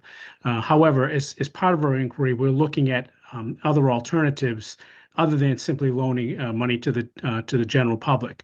And so we're looking at other potential possibilities where we can set up programs which helps connect certain members of the public with generator suppliers and generator installers. And we're going to continue that inquiry. We think there is a need here for a number of reasons. One of the instances we learned speaking with the Eversource representative is the fact that they have a program which helps connect them with individuals who have a medical need to maintain their power supply, and how they maintain contact with them through outages and potential outages. And so we're going to further expand upon that inquiry to see how we may be able to assist them to create a better resiliency program. So that being said, I think given the fact that this particular ordinance will not be able to pass muster with County Council, we suspended indefinitely, but we will continue our inquiry to perhaps come up with a program that meets the charter requirements. Okay, thank you, Delegate Killian. Delegate Gessen, and then Delegate O'Malley. I'm going to oppose this motion, and I will also make a motion later to refer this to a committee, this ordinance to a committee. And I'm going to oppose this motion simply because I think there is a need in our communities to create this kind of program. I read the opinion of County Council, and despite not necessarily agreeing with it thoroughly, I agree that, given that this is our council making this opinion about our authority within the scope of the charter, there's no use fighting that battle uphill. However, I will say that the legislature is currently considering and is actually moving along at a good speed, Senate Bill 1435, titled an act authorizing Barnstable County to establish an energy revolving loan fund, which currently in its written form authorizes Barnstable County to do something very similar to what we're discussing in this ordinance, but not necessarily to do with generators, but essentially establish a revolving loan fund that would allow Barnstable County to fortify homes to be net zero. It's something towns are already authorized to do, and the legislation simply adds the word county to something that towns are already authorized to do. It's supported by our delegation, and I would imagine that it's most likely not going to face much opposition. It's already reported favorably at a committee. And given that this is a common sense proposal, I doubt, honestly, that there would be much opposition to the legislature also considering adding energy resiliency to this bill. I think it's a possibility since it's still in a committee.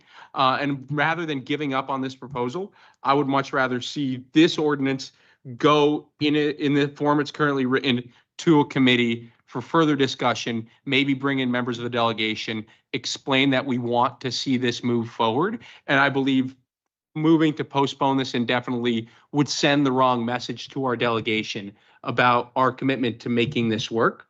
I'm not saying we pass it until we have the authority to do so, but it's quite possible with the legislative session ending July 31st for the majority of bills that are going to be considered, that we might see this bill granting Barnstable County additional authority passed within a matter of weeks, hopefully with amending language. And in that case, we wouldn't even need to send up a home rule petition of any sort. We would just simply be granted the authority to do this. And again, I think it would send the wrong message for us to postpone this indefinitely. I would rather see it sent to a committee for further deliberation. And then, and I would encourage the co-sponsors of this proposal to also vote no on this motion and consider sending it to a committee so we can discuss it further and possibly encourage our delegation to make this a reality. Thank you. As a point of information, I appreciate that, you know, you want to try to keep this alive. And I think that's what Jim is trying to do within the telecommunications things and with the additional information that he had been getting from Eversource and some of the other people that he's been talking to in relation to this kind of a thing. It may ultimately not be as broad as you had thought. Order. Madam Speaker, is this point of information or is this your comments on the motion? No, this is a point of order. I mean, a point of information. What I'm going to ask you is, I'm a little reluctant to put on the floor for the assembly to vote on things that have yet to transpire in the legislature, the state legislature, and are actually out there. It's not that if they were, I would certainly consider that, but it's asking everybody to, you know, once again, have a crystal ball and try to make a guess at what's going to happen. And as we've learned in this year, what one thinks is going to happen rarely does. So I would prefer for us to wait until that 4535 bill that you referenced passes or is actually given a starting date or whatever is going to come out of that, so that Point of information, Madam Speaker. Yeah. Point of information. I think I made it clear in my comments. My subsequent motion to this is going to be to move it to committee, not to put it up to a vote, so that we can further discuss how this ordinance, in the way it's written, interacts with the charter, maybe get council's opinion on it. We See already what have happens at the council's state. opinion. The Assembly Council was the opinion that came back to us. It was not the. Madam Speaker, I understand, but I think I would love to hear from our attorneys about what is possible rather than a blanket no. Understand what it is about the way this ordinance interacts with Chapter 80 and current existing county statutory authority. Maybe hear from our county council on what kind of authorizing language to recommend to the legislature in Senate Bill 1435 in order to make it a reality. I think there's a number of things that we could continue to discuss around this ordinance with the adult understanding that we're not going to put it to a vote or send it to a favorable recommendation out of that committee until we have answers, of course. But I think rather than postponing it indefinitely, I would much rather see this issue referred to a committee and be discussed further in the form it is now, with the understanding it's going to be changed or we need things to change before we'll accept it. Clerk Fletcher has something he'd like to Yeah. offer. Which is I can kind of sense where this is going, so please forgive the interruption for parliamentary procedure, because what I think I heard was an intention to make a motion to refer after we deal with the motion to propose, postpone indefinitely. And so I just want to put this up on the screen so that people can understand, if you're going to make a motion to refer, the motion to refer should be made before we're done with the motion to postpone, not afterwards, because if the motion to postpone is made, that's it. So if people would like to talk about a motion to refer, now would be the time. Sorry for the interruption, Madam Speaker, No. but I can kind of anticipate an issue in a minute. So I would like to make a motion. So do we go? Just a point of order here. I mean, looking at this provision, it says that these motions, except the following, with which several motions shall have precedence in the order listed. So it seems to me that the postpone motion as a precedent, it has precedence over the motion to refer, right? certain time and date, look at 6. So if you were to make a certain time and date, that would be. Okay, so You're voting indefinitely is the last. So yeah, Okay. it wouldn't be in order to make a motion to refer after we've disposed of the motion to postpone indefinitely. You got to do it now. I would like to make a motion. Yeah, so now we go back to. So now if anybody would like to make a motion that's on that list above 9, now would be the time to do it, not after you vote on the motion to postpone. Does everybody get that? So if anybody Okay. wanted to make that, Okay, it would just, okay. it would just need a motion, a second, and we go through this. Point of I order, would, point of order, Madam Speaker. Please correct me if I'm wrong. We have a motion on the floor and it has been seconded. Don't we have to vote on that before we make any other motions? So we don't usually do this, must mean we're doing something right, that we're actually legislating. However, that's what this order of motions means, that even if there is a motion on the floor to postpone indefinitely, you can make any other motion on top of it that has precedence, right? So that's why, right? Point of order. I'm willing to amend my second to a date certain if the, Hold on, hold on. I'm here to be the parliamentarian and give advice. The chair is here to make rulings. You can appeal the rulings to the full body. But right now, we've got a motion and a second, and I believe Delegate Gasson made another motion. Nope. Okay. Is there, so is there a motion is there a motion on the floor without a second to refer? Is that it? I will second the motion to refer. Okay. That's where we are now, right? To discuss the motion to refer. And at this point, then, if there's any discussion, this would be the time. point of order, sorry. I think I should clarify in my motion where I'm referring this to. I would like a motion to refer this to the Committee on Economic Affairs.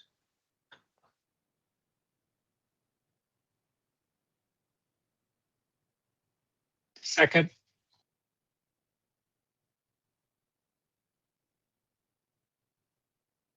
Is there any discussion?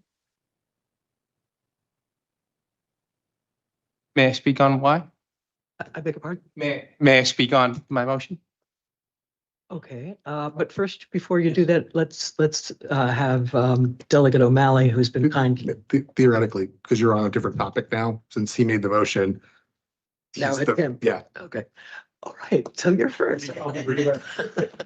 So here's why I want to send to Economic Affairs. I think I'm totally in support of telecommunications and energy, continuing a further discussion, whether it be with Eversource, of how we can address these resiliency issues.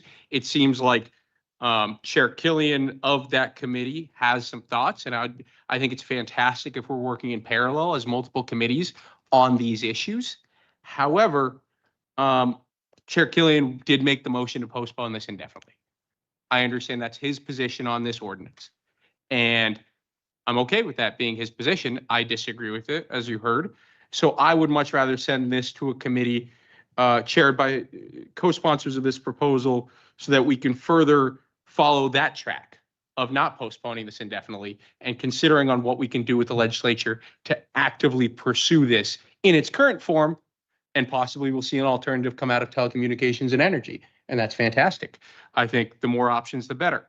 I will also say that this is, I hope it's not out of order, a motion that I'm making in consideration of a proposed resolution number 5 and proposed resolution number 4.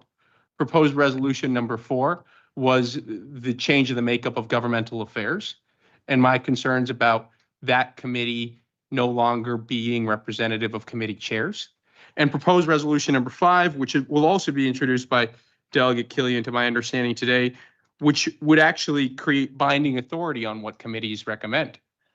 Oh, Hold on, this is, we are currently on the discussion. yes, and I'm not speaking to the merits. And interjecting all these other things to fly with it for your points of view, or it's inappropriate. Absolutely. And at this point, I see that we have one other person who wants to speak to this, which is Delegate Killian. And Madam Speaker, respectfully, I'm not speaking on the merits of this motion, of this resolution. I'm purely speaking on the implications something like this would have on a proposal to recommend to a specific committee. I'm at a loss why I can't finish my point.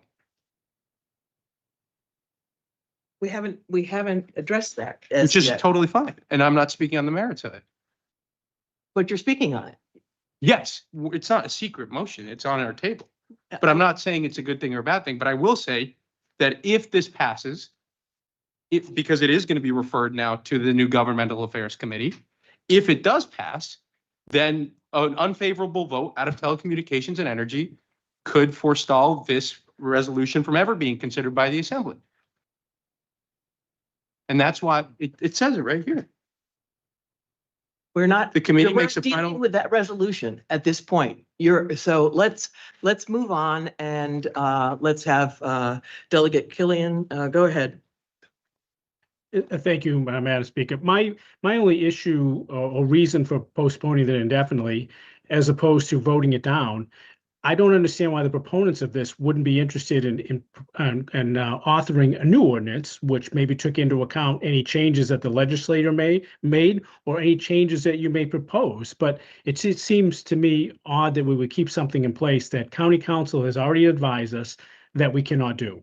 And if you want to change it to make it more valid with the charter, we can certainly do that.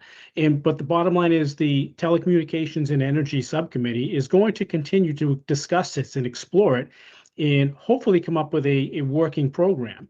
So I'm not sure why it's so critical to keep this particular ordinance around for debate when in fact, if the legislature does make some changes, it could be reintroduced at that time. Okay, thank you, Delegate Killian. Delegate Green.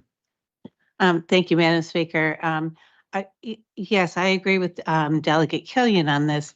I think this is a really important issue, and I'm looking forward to continuing the discussion in the committee, the Telecommunication and Energy Committee, where I believe it duly belongs.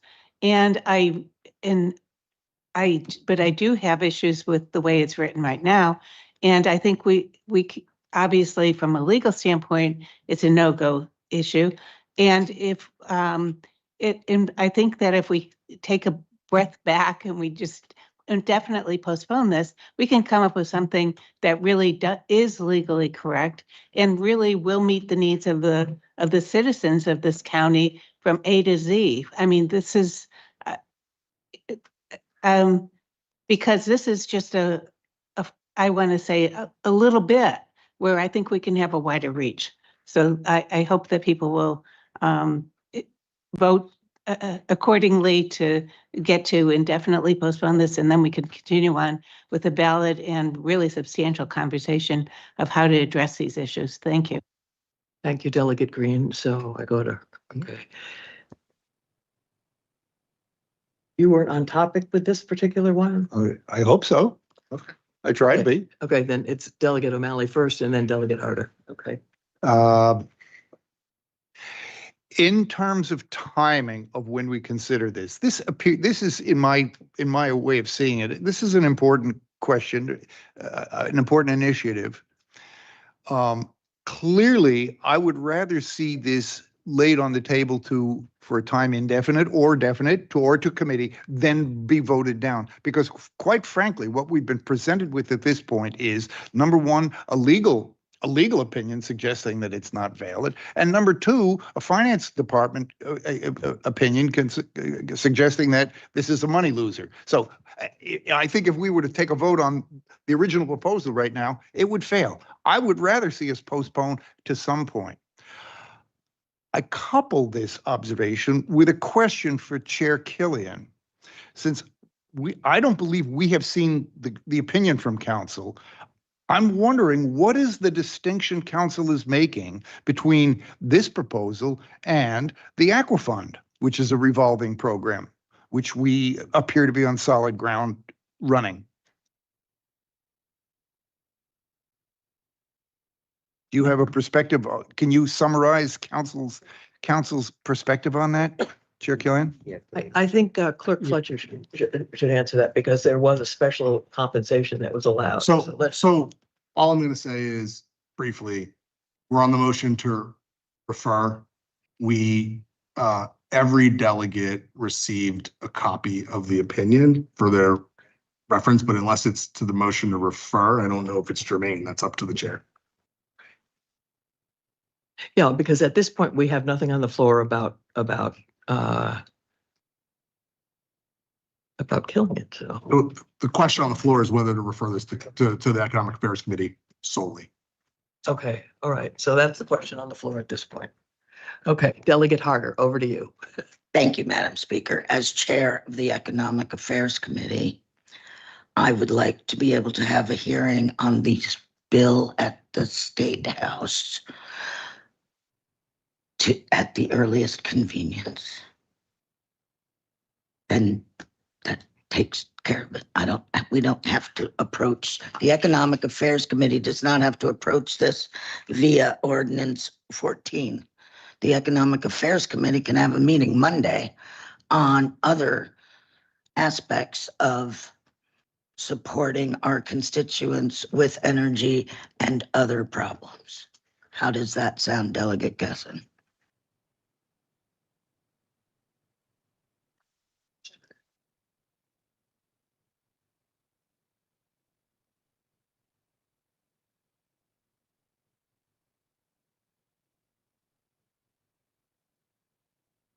The motion that is currently on the floor, which is to refer it. So let's do that first, and then we'll come back to any discussion that still remains regarding this. So, Okay? all right. So, a vote yes would be a vote to refer to refer this ordinance to Economic Affairs, and a no vote would be to basically go back to discussing the motion to postpone indefinitely. Delegate Frederickson?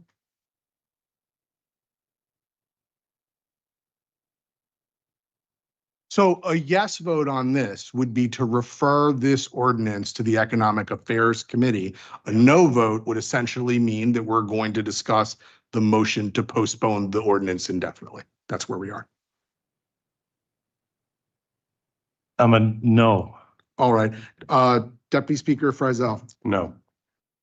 Delegate Fuller. Present. Delegate Gallagher. Yes. Delegate Gessen. Yes. Delegate Green. No. Delegate Harder. Yes. Delegate Killian. No. Delegate King. No. Delegate McKelvey. Yes. Delegate O'Malley. Yes. Dean Omen. Yes. Delegate Sampson. No. Delegate Ty. Yes. Speaker Warner. No. So that motion fails, 7 delegates, 38.24%. You have a motion and a second on the floor to postpone it indefinitely. That's where we're at. Point of information for the clerk on procedure. Yes, Delegate. Yes, go ahead. What, can you explain the implications of postponing indefinitely as it pertains to this ordinance getting discussed, introduced? If, for instance, something changed at the legislature, would this ordinance be resurrected as 26-14, or would it be needed to get introduced as 26XX and require additional hearings and additional meetings and start from scratch essentially? Is postponing indefinitely killing it without saying it, or is postponing indefinitely genuinely postponing it indefinitely? Honestly, without a recess, my understanding of this, it would depend on what the definition for this body is of a session.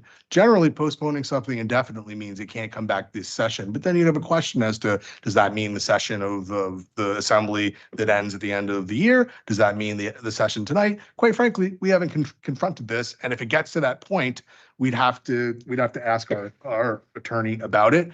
However, at the risk of saying too much, let me add, nothing would prevent anybody from coming in on July 1st and doing this. And all that would happen is that the assistant clerk and I would post it for a hearing at the following meeting. And so nothing really prevents you other than the charter, which says that any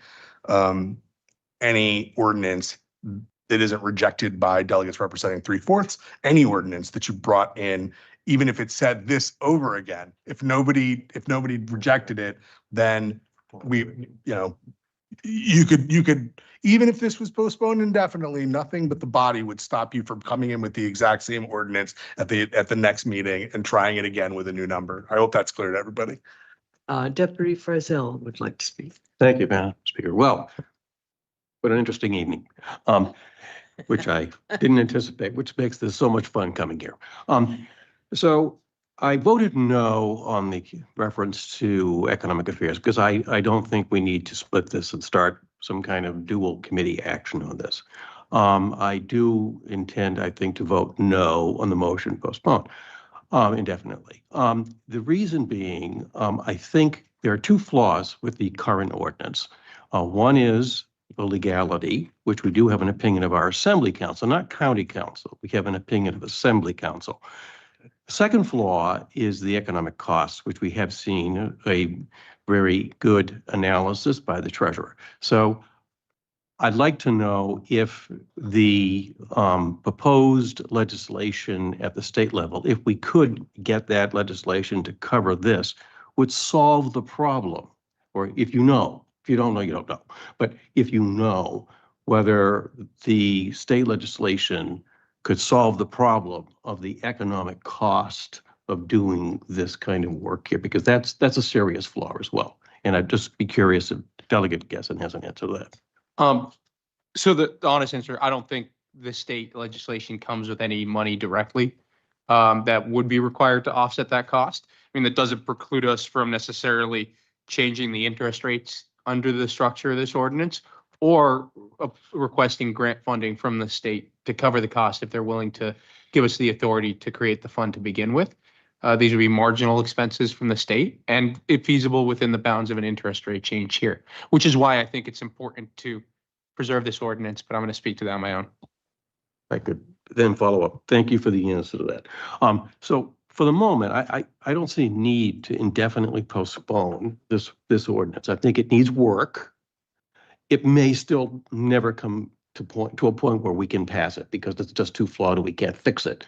But I would prefer to see us in the Telecommunications and Energy Committee try to see if we can do something to fix this and make it something which we can at least use as a pilot program. And so I would prefer not to just kill it now on indefinite postponement and try to resurrect something later. We have something on the floor. It doesn't mean it has to come out exactly as it went in. It can come out with some improvements and we can continue to work on it if we can fix it. And I would prefer to keep energy and telecommunications in the Telecommunications and Energy Committee. So for those reasons, that's where I stand at the moment on this motion to postpone. Point of information. Did I hear a motion from the delegate from Brewster to refer this to Telecommunications and Energy? It's already there. Well, I guess that's another way of, it's already there. It's there. I don't know if I have to refer. I think what we have to do is, if you want to keep it alive in that committee where it is you vote no on indefinite postponement. Unless the clerk parliamentarian corrects me.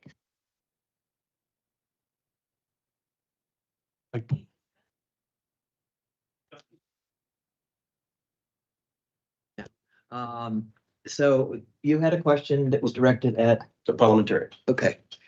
Let's have him answer the question. Question was again? I'm lost. Question was again?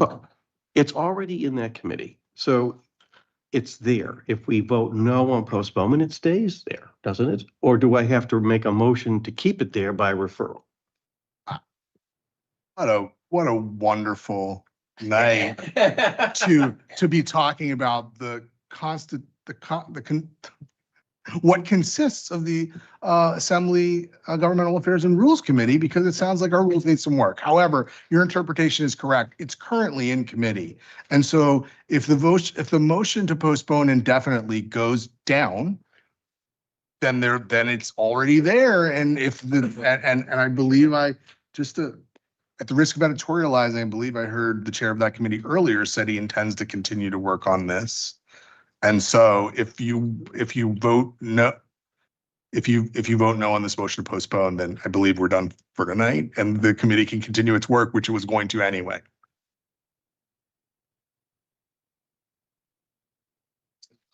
Delegate Green, yes. Yes, I'm speaking on the motion to postpone. I think that we should indefinitely postpone this because I think that for the two reasons that we've already talked about as council and finance, but also we've talked about the legislature in reference to other ordinances. And the legislature has the propensity to put things in committee, to have things die in committee. I don't think there's anything wrong with writing a different ordinance because the focus of what Delegate Gessen has said about the Senate Bill 1435 is different and more broad reaching than what this ordinance is. And I think that, you know, I was surprised that we didn't even have a one for every town. Let's say, you know, again, my town lost power for 4 days, everyone in the town. I mean, what is one person with one generator, if they're lucky enough to do? I mean, is that really going to help? So I do think this is a really important issue, but I think that we need more work in this committee. And we need, if the legislature does indeed, in their wisdom, vote on this, which, you know, again, I've had bills that have come for I mean, literally 6 sessions, and they've gotten further and further along, but they've never gotten to vote on. So I don't know. I think it's better just to start with a clean slate. Let's postpone this and do something that's responsible and more comprehensive later. Thank you. Okay, Delegate Frederickson, you're next. Yeah, first of all, I understand the concept. I know we spoke very early in the process and understandable where we could do something. But quite honestly, after looking at everything and the way we are putting in ordinances and things, I don't want to see the county become the bank for everybody in the county that needs something. That's not our responsibility. What's next? Windows? People need a car? What are we supposed to do? I don't think we need to be in the idea of lending money and doing a fiduciary responsibility for whatever anybody needs. I think we just need to stop that, stick to the basics. We just heard about emergency management. We need to focus on that. That's going to impact everybody. They're probably going to need some things, but anyway, that's just my point. Thank you. Okay, over to Delegate Gessen. Thank you. And I think what's important to address here with this motion, you know, apologies for confusing everybody parliamentarily and for being confused myself. But the reality is we have 2 options in front of us. We've got ordinance 26-14, and we can either postpone it indefinitely, or we can, and which means kill it, as we heard, or we can see it referred to a committee where the chair is already somewhat skeptical of the proposal, but will approach it in a way, hopefully, that constructively can make it work for the county, given the changing environment at the state level, given the needs in our communities. So before we lose sight in all this parliamentary procedure, I'd like to say, I think there is a genuine need for this on the merits. I think emergency management starts in the home. And emergency management starts in making sure Cape Codders aren't frozen when their power goes out. It starts with making sure that people in their homes can be safe, whether or not they can afford to go and buy a generator on their credit card or in cash, or whether or not they could benefit from taking out a loan from the county. Do I know that this program will work in every way, shape, and form? No, I think it's important for us to get an opinion from the finance department, which we got, which pointed out some holes, and I think it pointed out improvements we can make to the ordinance. I also think that's why we created a pilot program to go with this, to see what this will look like and how it will work and how we can improve it. I'm not anticipating a quick fix here. And I think it's going to take a lot of deliberation, a lot of work before we actually have a functioning program here. But what the pros and cons, in my opinion, are of postponing indefinitely are pretty stark.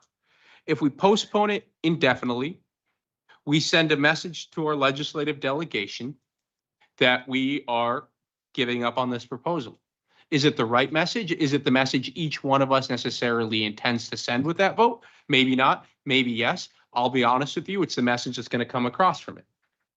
If we postpone it indefinitely, we will also if the legislature makes an 11th hour fix, have to go through the ordinance introduction process from scratch, including posting public hearings, including the delays that come with it. Public hearings that generally are not well attended, but do slow the process down.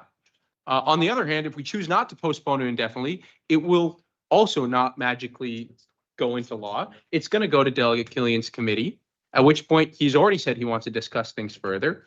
I can make a commitment right now and that unless something changed at the state or legal council comes back with a positive opinion on this ordinance, I'll never make a motion to vote this up or down until those things get fixed.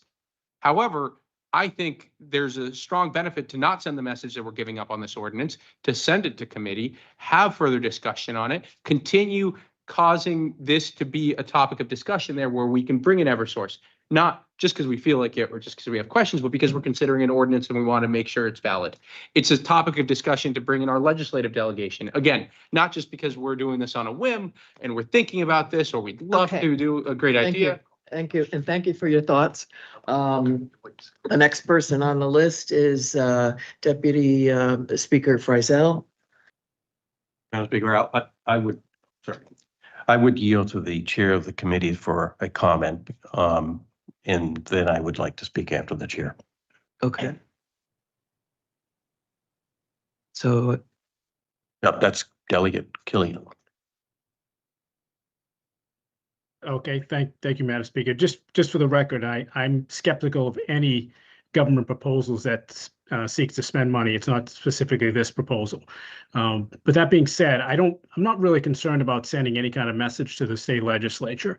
They can certainly tune into our subcommittee meetings if they want. We're not putting this aside. We are continuing to study the situation and determine what the best course of action might be. Maybe it includes loaning money, but maybe it doesn't. I'm looking at being able to get the private sector involved in connecting those particular companies with those people who might want to do something in terms of generator installation. Many of these companies already offer financing of some kind. So the question is this financing that we would propose to offer actually going to move the needle in any measurable way? And that's kind of the way we approach this. And so I think we're going to continue down that road. But as I've said earlier, this particular ordinance has been deemed by our attorneys as a non-starter. And I just believe that I don't see the real issue with introducing an ordinance later on after legislation is passed and approved. We can then address it at that point, or hopefully by that time we'll have some other answers. But I've approached this as an inquiry. And I'm looking at all these different facets. And I wanted to keep it moving. That's why I involved the finance director early on, because I knew that the finance committee would eventually be looking at this as well. And I wanted to have all the facts as quickly as we could. So I don't think there'll be any issue with postponing this indefinitely. And then at some point, if something similar needs to be reintroduced, it can be. And it's not like it's going to be years away. It can be introduced later this summer. If the delegate from Falmouth truly believes that this is going to happen before the end of the fiscal year, then there won't be any issue with that. But I don't, and given the fact that it sounds like regardless of what they vote, it's going to require significant amendments to the ordinance that we have.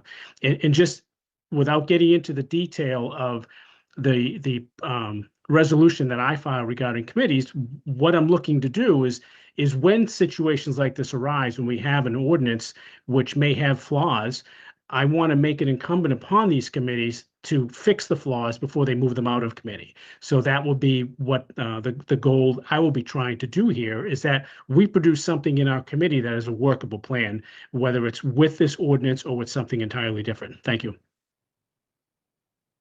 thank you very much, Delegate Killian. Now, Deputy Speaker. Thank you, Madam Speaker. So one reason why I was thinking we might want to keep this to some extent alive is I did see from the report that the Eversource person said that this would have some merit. Every person we can take off of the public shelter through some other means is a benefit. So that did strike me as an important point from an important person in Eversource. We have debated this for quite some time, folks. We still have other business to conduct tonight. It is late already. I move that I call the question. Okay, Clerk Fletcher, would Is you that a do the roll second? call, please? I'll second that. Oh, Right. second, sorry. No, you do. All right, so this is on call. This is on calling the question, which means you proceed directly to the vote on postponing indefinitely. Would you like a roll call, Madam Speaker? Yes. Delegate Frederickson, Yes. Deputy Yes. Speaker Frizell, Yes. Delegate Fuller, Yes. Delegate Gallagher, Yes. Delegate Delegate Gasson, Yes. Delegate Green. So we're saying, It's just- we postponed it. You would move directly to the vote to post. This isn't on the motion to postpone itself. This is just to cut off Okay. debate and vote. Yes. Delegate Harder, Yes. Delegate Killian, Yes. Delegate Green, I'm Kim McKelvey, I'm sorry. Yes. I missed King. Delegate King, still with us? Yes. Delegate O'Malley, Yes. Dean Omen, Yes. Delegate Sampson, Yes. Delegate Ty, Yes. Speaker Warner. Yes. That's unanimous, Madam Speaker. We still have a motion with a second on the floor to postpone indefinitely. Would you like a roll call? Yes, please. Delegate, so a yes on this is to postpone it indefinitely. And no, I suppose would mean that you'd have to figure something else out to do or vote to accept it or reject it tonight. Delegate, oh, well, I want everyone to be clear about that, right? Unless you pick another option from the list or the second, at this point, the person who seconded that or whatever, this is where we are. No, I thought I'd had that clarified earlier from you, which is that if we do not indefinitely postpone, it's still in the committee. It Hold hasn't- on. Right? I'm looking at the list of options. What I'm trying to tell you is there's still a main motion on the floor with a second. So if this somehow doesn't pass, you'd have to figure out what to do with that main motion. That's all I'm suggesting. Okay, got Yeah. Thank you. So a yes vote on this would be to postpone this ordinance indefinitely. A no vote means we'll figure something else out. Delegate Frederickson, Yes. Deputy Speaker Frizell. On the motion to postpone? Yes. Yeah, I'm a no. Delegate Fuller, Yes. Delegate Gallagher, No. Delegate Gasson, No. Delegate Green, Yes. Delegate Harder, No. Delegate Killian, Yes. Delegate King. Delegate King? Okay, Delegate McKelvey, I'm sorry, no, my mic was off. no on the motion to postpone. Okay, Delegate McKelvey, No. Dean Omen, No. Delegate Sampson, No. Delegate Ty, No. Speaker Warner. Yes. All right, that You can passed. call. Well, hold on, who did I call? You can call. O'Malley, okay. No. Okay, well, that might change it. Wow, wait, I think I still have you as a no. Oh, so let me do this again, so that I make sure that we're correct here. I have Delegate Frederickson as a yes, Deputy Speaker Frizell is a no, Delegate Fuller as a yes, Delegate Gallagher is a no, Delegate Gesson is a no, Delegate Green is a yes, Delegate Harder is a no, Delegate Killian is a yes, Delegate King is a no, Delegate McKelvey, which was which one? No or yes? Or no? Delegate O'Malley? No. Delegate Sampson? No. Delegate Ty is a No. no, and Speaker Warner is a yes. So that motion to postpone fails because it only has 5 delegates with 45.45% of the vote. And now you have a main motion on the floor. And so either someone is going to have to withdraw their second and the main mover is going to have to withdraw, or someone's going to have to figure out what to do with this particular main motion. Delegate Harder. We never had, the main motion was, No, excuse me, you did. Chair. Chair Killian moved it on the floor, and so it's live. There's a main motion and a second. So either the person who seconded that main motion has to withdraw and he has to withdraw, or you have to figure out another option from that list to take, or you have to vote on it on the ordinance itself. his initial, That's what, his initial motion was to indefinitely no, it postpone. was not. No, no, you have to Was put not. them. I'll withdraw my second. Just a moment. Michael King, Delegate King, you have your hand up. Can you read what the main motion was then, please? Certainly. It was to move it on the floor for your consideration, which means the main motion now, if you voted yes on the main motion, you'd adopt it. And if you voted no, you would reject it. However, someone can make a motion to refer it somewhere else that's not economic affairs, or make another motion on that list, or the original seconder of the main motion can withdraw and Delegate Killian can withdraw. Okay. Those are the options. Now it's to Delegate Green. Go ahead. I withdraw my second. Delegate Killian. I'm not withdrawing. I'm looking for another second. All right. Deputy Speaker Frizzell. I would move to refer it to the Telecommunications and Energy Committee. I refer it back. Second. Discussion on that? What's that? Do you have any discussion on that? Do we have any more discussion on that? So, New discussion. Agreed. Okay, if it's not. I just look forward to attending those meetings of the Telecommunications and Energy Committee. And I hope, despite the motions on the floor and with not withdrawing those motions, this ordinance, since the Assembly deems it so, be sent to that committee, gets a fair shake in that committee, and I hope it does. Thank you.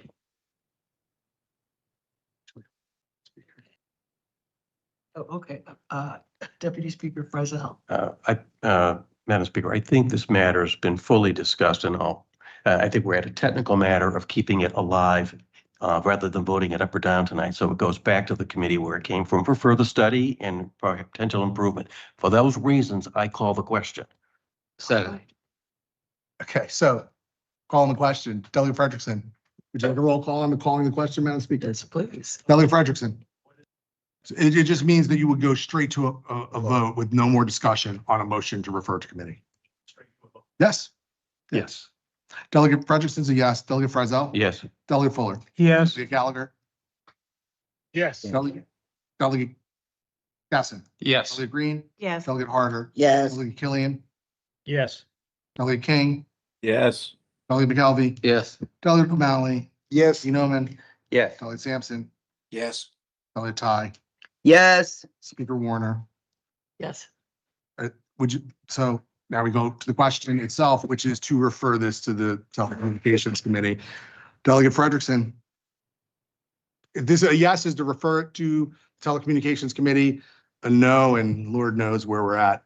So, yeah, so. But I suggest parliamentary. Yeah. Parliamentary. Yeah, go I ahead. think what would happen if the no votes on this prevail, that means we're back to the main motion. The main motion is to either up or down tonight, this ordinance. Or tomorrow morning. No. Hopefully that's tomorrow morning, because I'm gonna call that question, all right? So, so if, You know, I guess there's like, Hold on. I guess please. there's like, 3 more or 4 more committees and an infinite number of dates you could make motions to do with this, but it essentially means that we're back to the main motion being on the floor with a second. Question again, please. The question is whether to refer this ordinance to the Telecommunications Committee. So a yes vote is to refer it there for study, and a no vote is to continue on.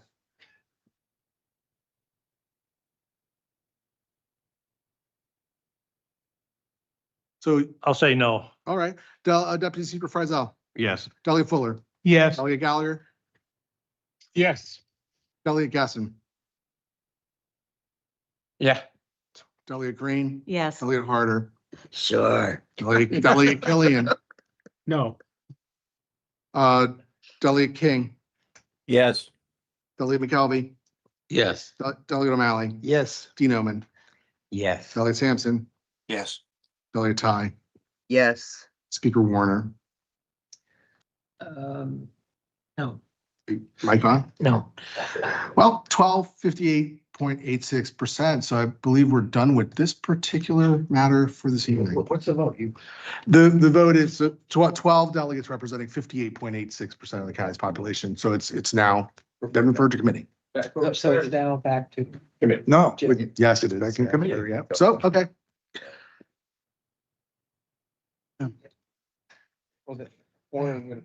Let's go to 11C.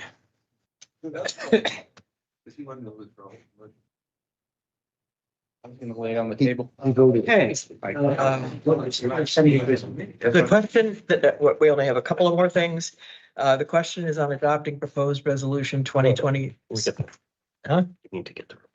Yeah. Oh, wait. Oh, yeah, we're off. You need a report. Oh, we didn't get the report yet. Yep. Where is that? Oh, Who knows? Right here. 11C. yeah. Oh, the report is, okay. Last report is from the Assembly of Standing Committee on Government Affairs and Rules. I am chair of that committee, but I'm currently presiding at this meeting. Deputy Speaker Frizel, can you please read the report? Thank you, Madam Speaker. With a fervent hope that this is not nearly as time consuming as our previous motion. The Assembly of Delegates Standing Committee on Government Affairs and Rules met virtually on Monday, June 15, 2026 at 4 p.m.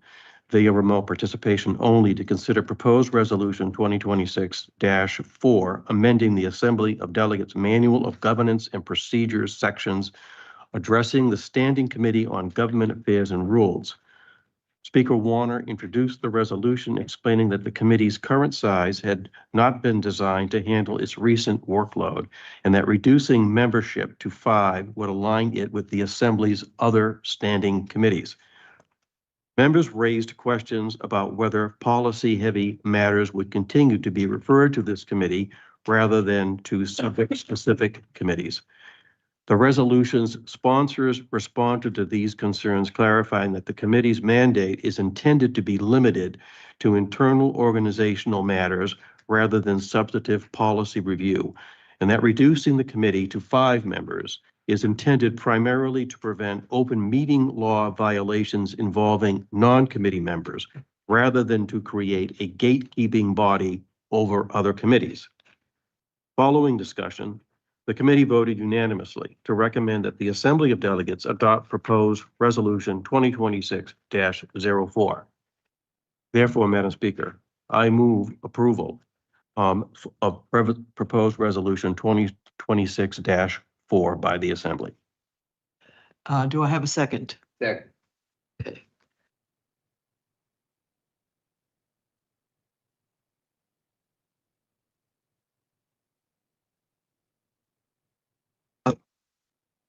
Clerk Fletcher, can we have a roll call, please? Point of order, quick Oh, discussion. yes. I'm sorry.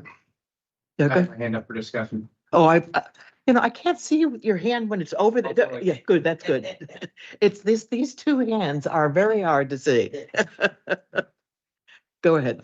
I'll be quick. I was the one, I think, that raised concerns in the committee meeting about creating a committee, especially a committee that's handled important matters recently, that's solely selected by seniority on time on the Assembly.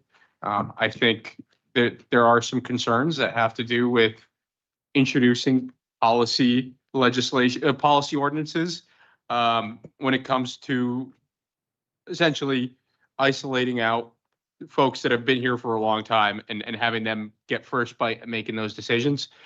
We got some reassurance from the deputy speaker that it's an unusual situation to have those policy concerns come in front of that committee. And as general rule, it is just going to be procedural. But I think really threading that line between what's policy and what's procedure sometimes sends the most thorniest policy issues into those kind of committees. I'm looking at the 2 proposed resolutions that are going to be introduced tonight, for instance. And because of that, I'm a little uncomfortable with creating a committee solely based on seniority. So I'm going to vote no on the proposal, even though I understand that it is these committees only serve in an advisory role. So that's all I have. Thank you. Oh, I'm sorry to hear that the delegate from Falmouth has changed his vote from how he voted at the committee. We've had this debate at committee. I will point out again what this committee says. This committee says it may address matters relating to internal rules, procedures, and operations of the Assembly that's internal rules, procedures, and operations of the Assembly, as well as the organization of Cape Cod regional government in relationships with other local, regional, Commonwealth, and federal government entities. So it's a procedural committee. There will be procedural matters, and it was thought at the committee, in the discussion of the committee, that there is some logic to people who have seniority, who've been in the Assembly for a longer period of time, to at least have the initial review of procedural matters because of their historical acquaintance with the committee over other members. I'm mindful, again, it's a committee recommendation. It does not dispose of anything. The final answer in the disposition of anything that comes before that committee lies with this Assembly. This Assembly has certainly shown itself ready, willing, and able to debate at any length a matter which comes before it that comes out of committee. And so I think this fare that was surfaced at the committee, which is resurfacing tonight by the delegate from Falmouth, is unwarranted. And I think that it's just posing some hypothetical fare over, let's get business done efficiently in this Assembly. Thank you. All right, Delegate Harder. Thank you, Madam Speaker. I'm sorry. I have to agree with Delegate Gessen. What you said at the meeting, when we voted yes for this and we raised our concerns, but when I raised my concerns about what exactly this committee gets to do, you were like, no, it's just, policy. But I'm looking at this, the organization of, when I said, you mean this committee is going to get to organize county government, you said, no, it won't. But that's what it says. That's what you just read. And you can't leave that up to a committee that then with these new things is just going to be able to do whatever it wants to. I mean, I have to agree with Daniel Gessen. I don't think it's right. And if you want to do it by seniority, then the deputy speaker doesn't get to be on it, because you can either have it one way or the other. You can either have it be all the people that have been here forever, or you can have it be some people with new ideas or, committee chairs. So, but as it stands now, with the things that we've been presented with tonight and stuff, no, I'm changing my vote to no too. Delegate Frederickson, go ahead. Yeah, just a comment. I'd like to believe that even if somebody votes in favor of something at a committee, it does not bind them to a positive vote here. It's just more for this. That's the way I understand it. It's just to get it for discussion. So even though you might vote yes at the committee level, bring it here for more discussion and make your decision after that. That's all. Thank you.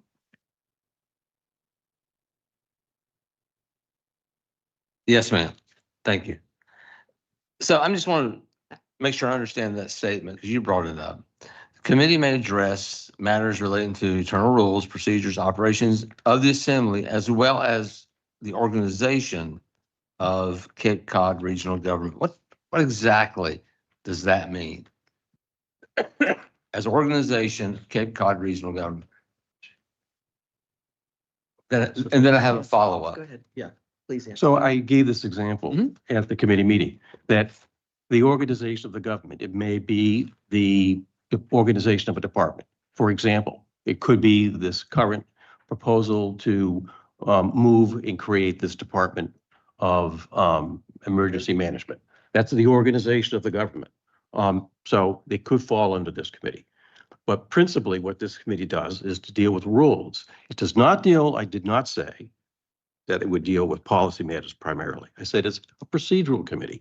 Now, we have a committee that's too large. You have to do something with it. It shouldn't be what it is now.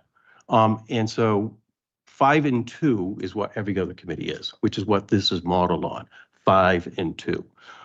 And so if we don't do this fix, we still have to do some fix because we can't keep a 7 and 3 committee.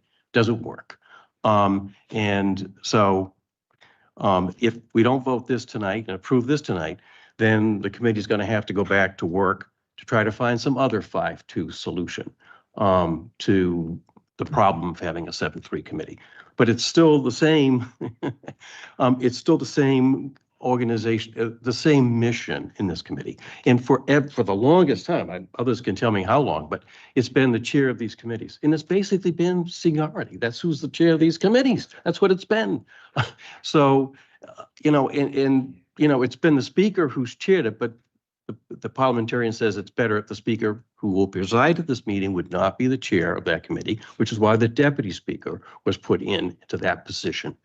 And a speaker or deputy speaker may not be the most senior person, all right? So it's not one thing only. And an example is the current deputy speaker. I'm not the most senior person if you went strictly by seniority, but the way things are going, pretty soon I will be.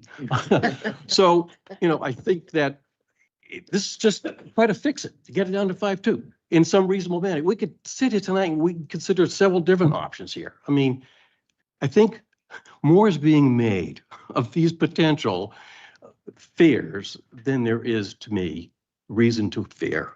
And to quote Roosevelt, we only have fear itself to be fearful of. So I think that if we could get this done tonight, we're bound to 5-2. And remember, this body decides things at the end of the day. This body does. Madam Speaker, may I just make one more comment? Certainly. Just real quick. Well, I understand your issue regarding seniority. I think there's a certain amount of knowledge, institutional knowledge that seniority has that can help make decisions in governance and policy. So I'll say that. Thank you.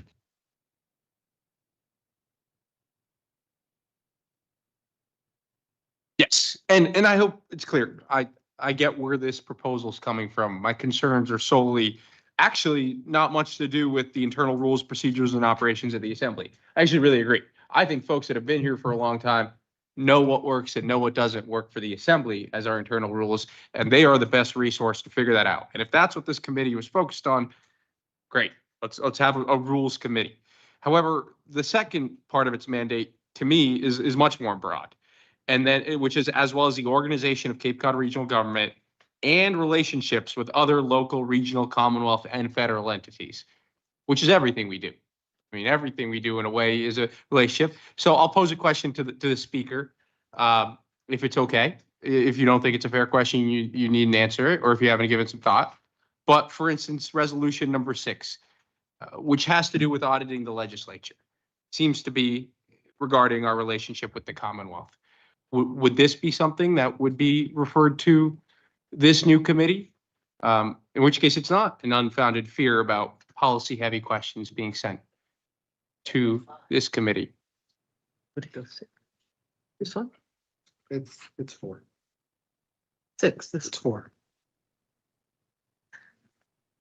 Which, I haven't studied that resolution. I don't know the answer to that right now. Okay, this has been, the next sentence has been in this manual for an awful long time. It was done by chairs of committee who are mostly just all senior people. Why this is all of a sudden becoming, the make or break of this is kind of. Because it was, as you just said, it was done by committee chair. We're breaking. So if people want to, if the people don't like this, make another motion. All right? call the question. was that? Okay. May we have a roll call vote, please, and please reiterate what we're voting on? Just to move to a main vote on this resolution. Delegate Frederickson. No, It's to go to a vote on this with no more discussion, not to vote for it itself. All right, cool. Okay, so Deputy Speaker Freisel. first. This is to call the question. Yeah. Now you're just confused. This is to stop debate. The vote is, do we stop debate? We're gonna stop the bit, yes. Okay, Yes. yeah.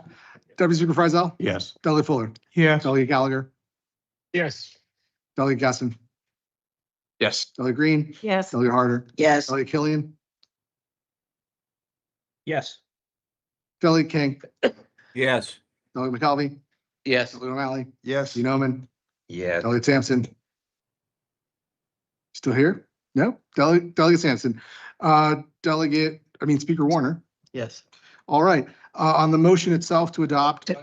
Oh, sorry, I'm sorry, Delegate Ty. Oof. getting late. Yes. All right, so on the motion to adopt this proposed resolution, Delegate Frederickson, No.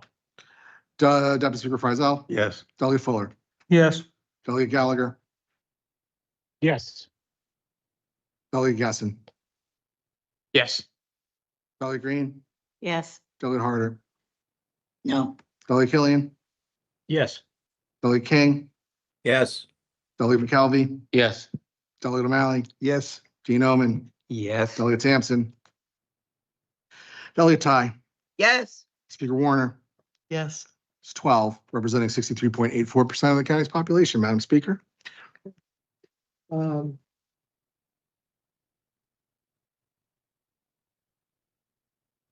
Okay, so the motion passed. You gotta make. The motion passes. Next is orders of the day. There are none for this meeting. Next on the calendar, new business, Clerk Fletcher. Yeah, so we got a lot of proposals tonight. Proposed ordinance now 2026-15. Authorize the rescission of borrowing authorization and closure of completed capital project for the cooperative extension of AmeriCorps vehicle replacement.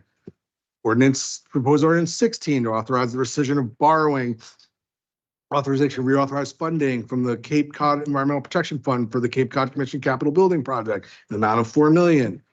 Proposed ordinance 17 to authorize the rescission of borrowing authorization, repurpose a portion of remaining bond proceeds and closure of completed capital projects for the Dredge Enterprise Fund. Proposed ordinance number 18 to authorize budget transfers within the fiscal year 2026 general fund operating budget of Barnstable County. Proposed ordinance 19, amending the Barnstable County Administrative Code to establish a Department of Emergency Management and amend the powers, duties, and responsibilities of the Department of Health and Environment.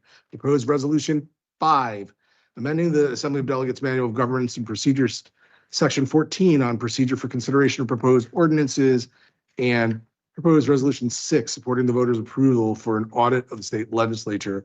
Madam Speaker, just so you know, our rules dictate that anything that deals with a supplemental or money like that, as far as I understand it, give or take, goes to the Finance Committee.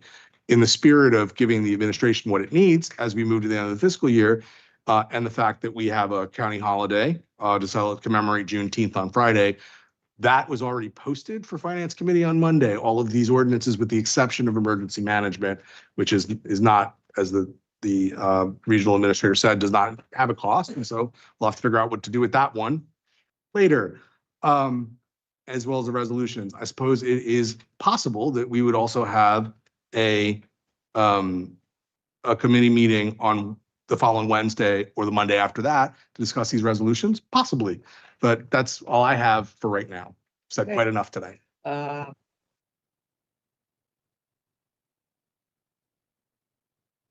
Any further announcements? No? Okay. The Assembly has considered all the items on the calendar. It would like to bring forward? No? Well, then, since there's no further business, this meeting is adjourned.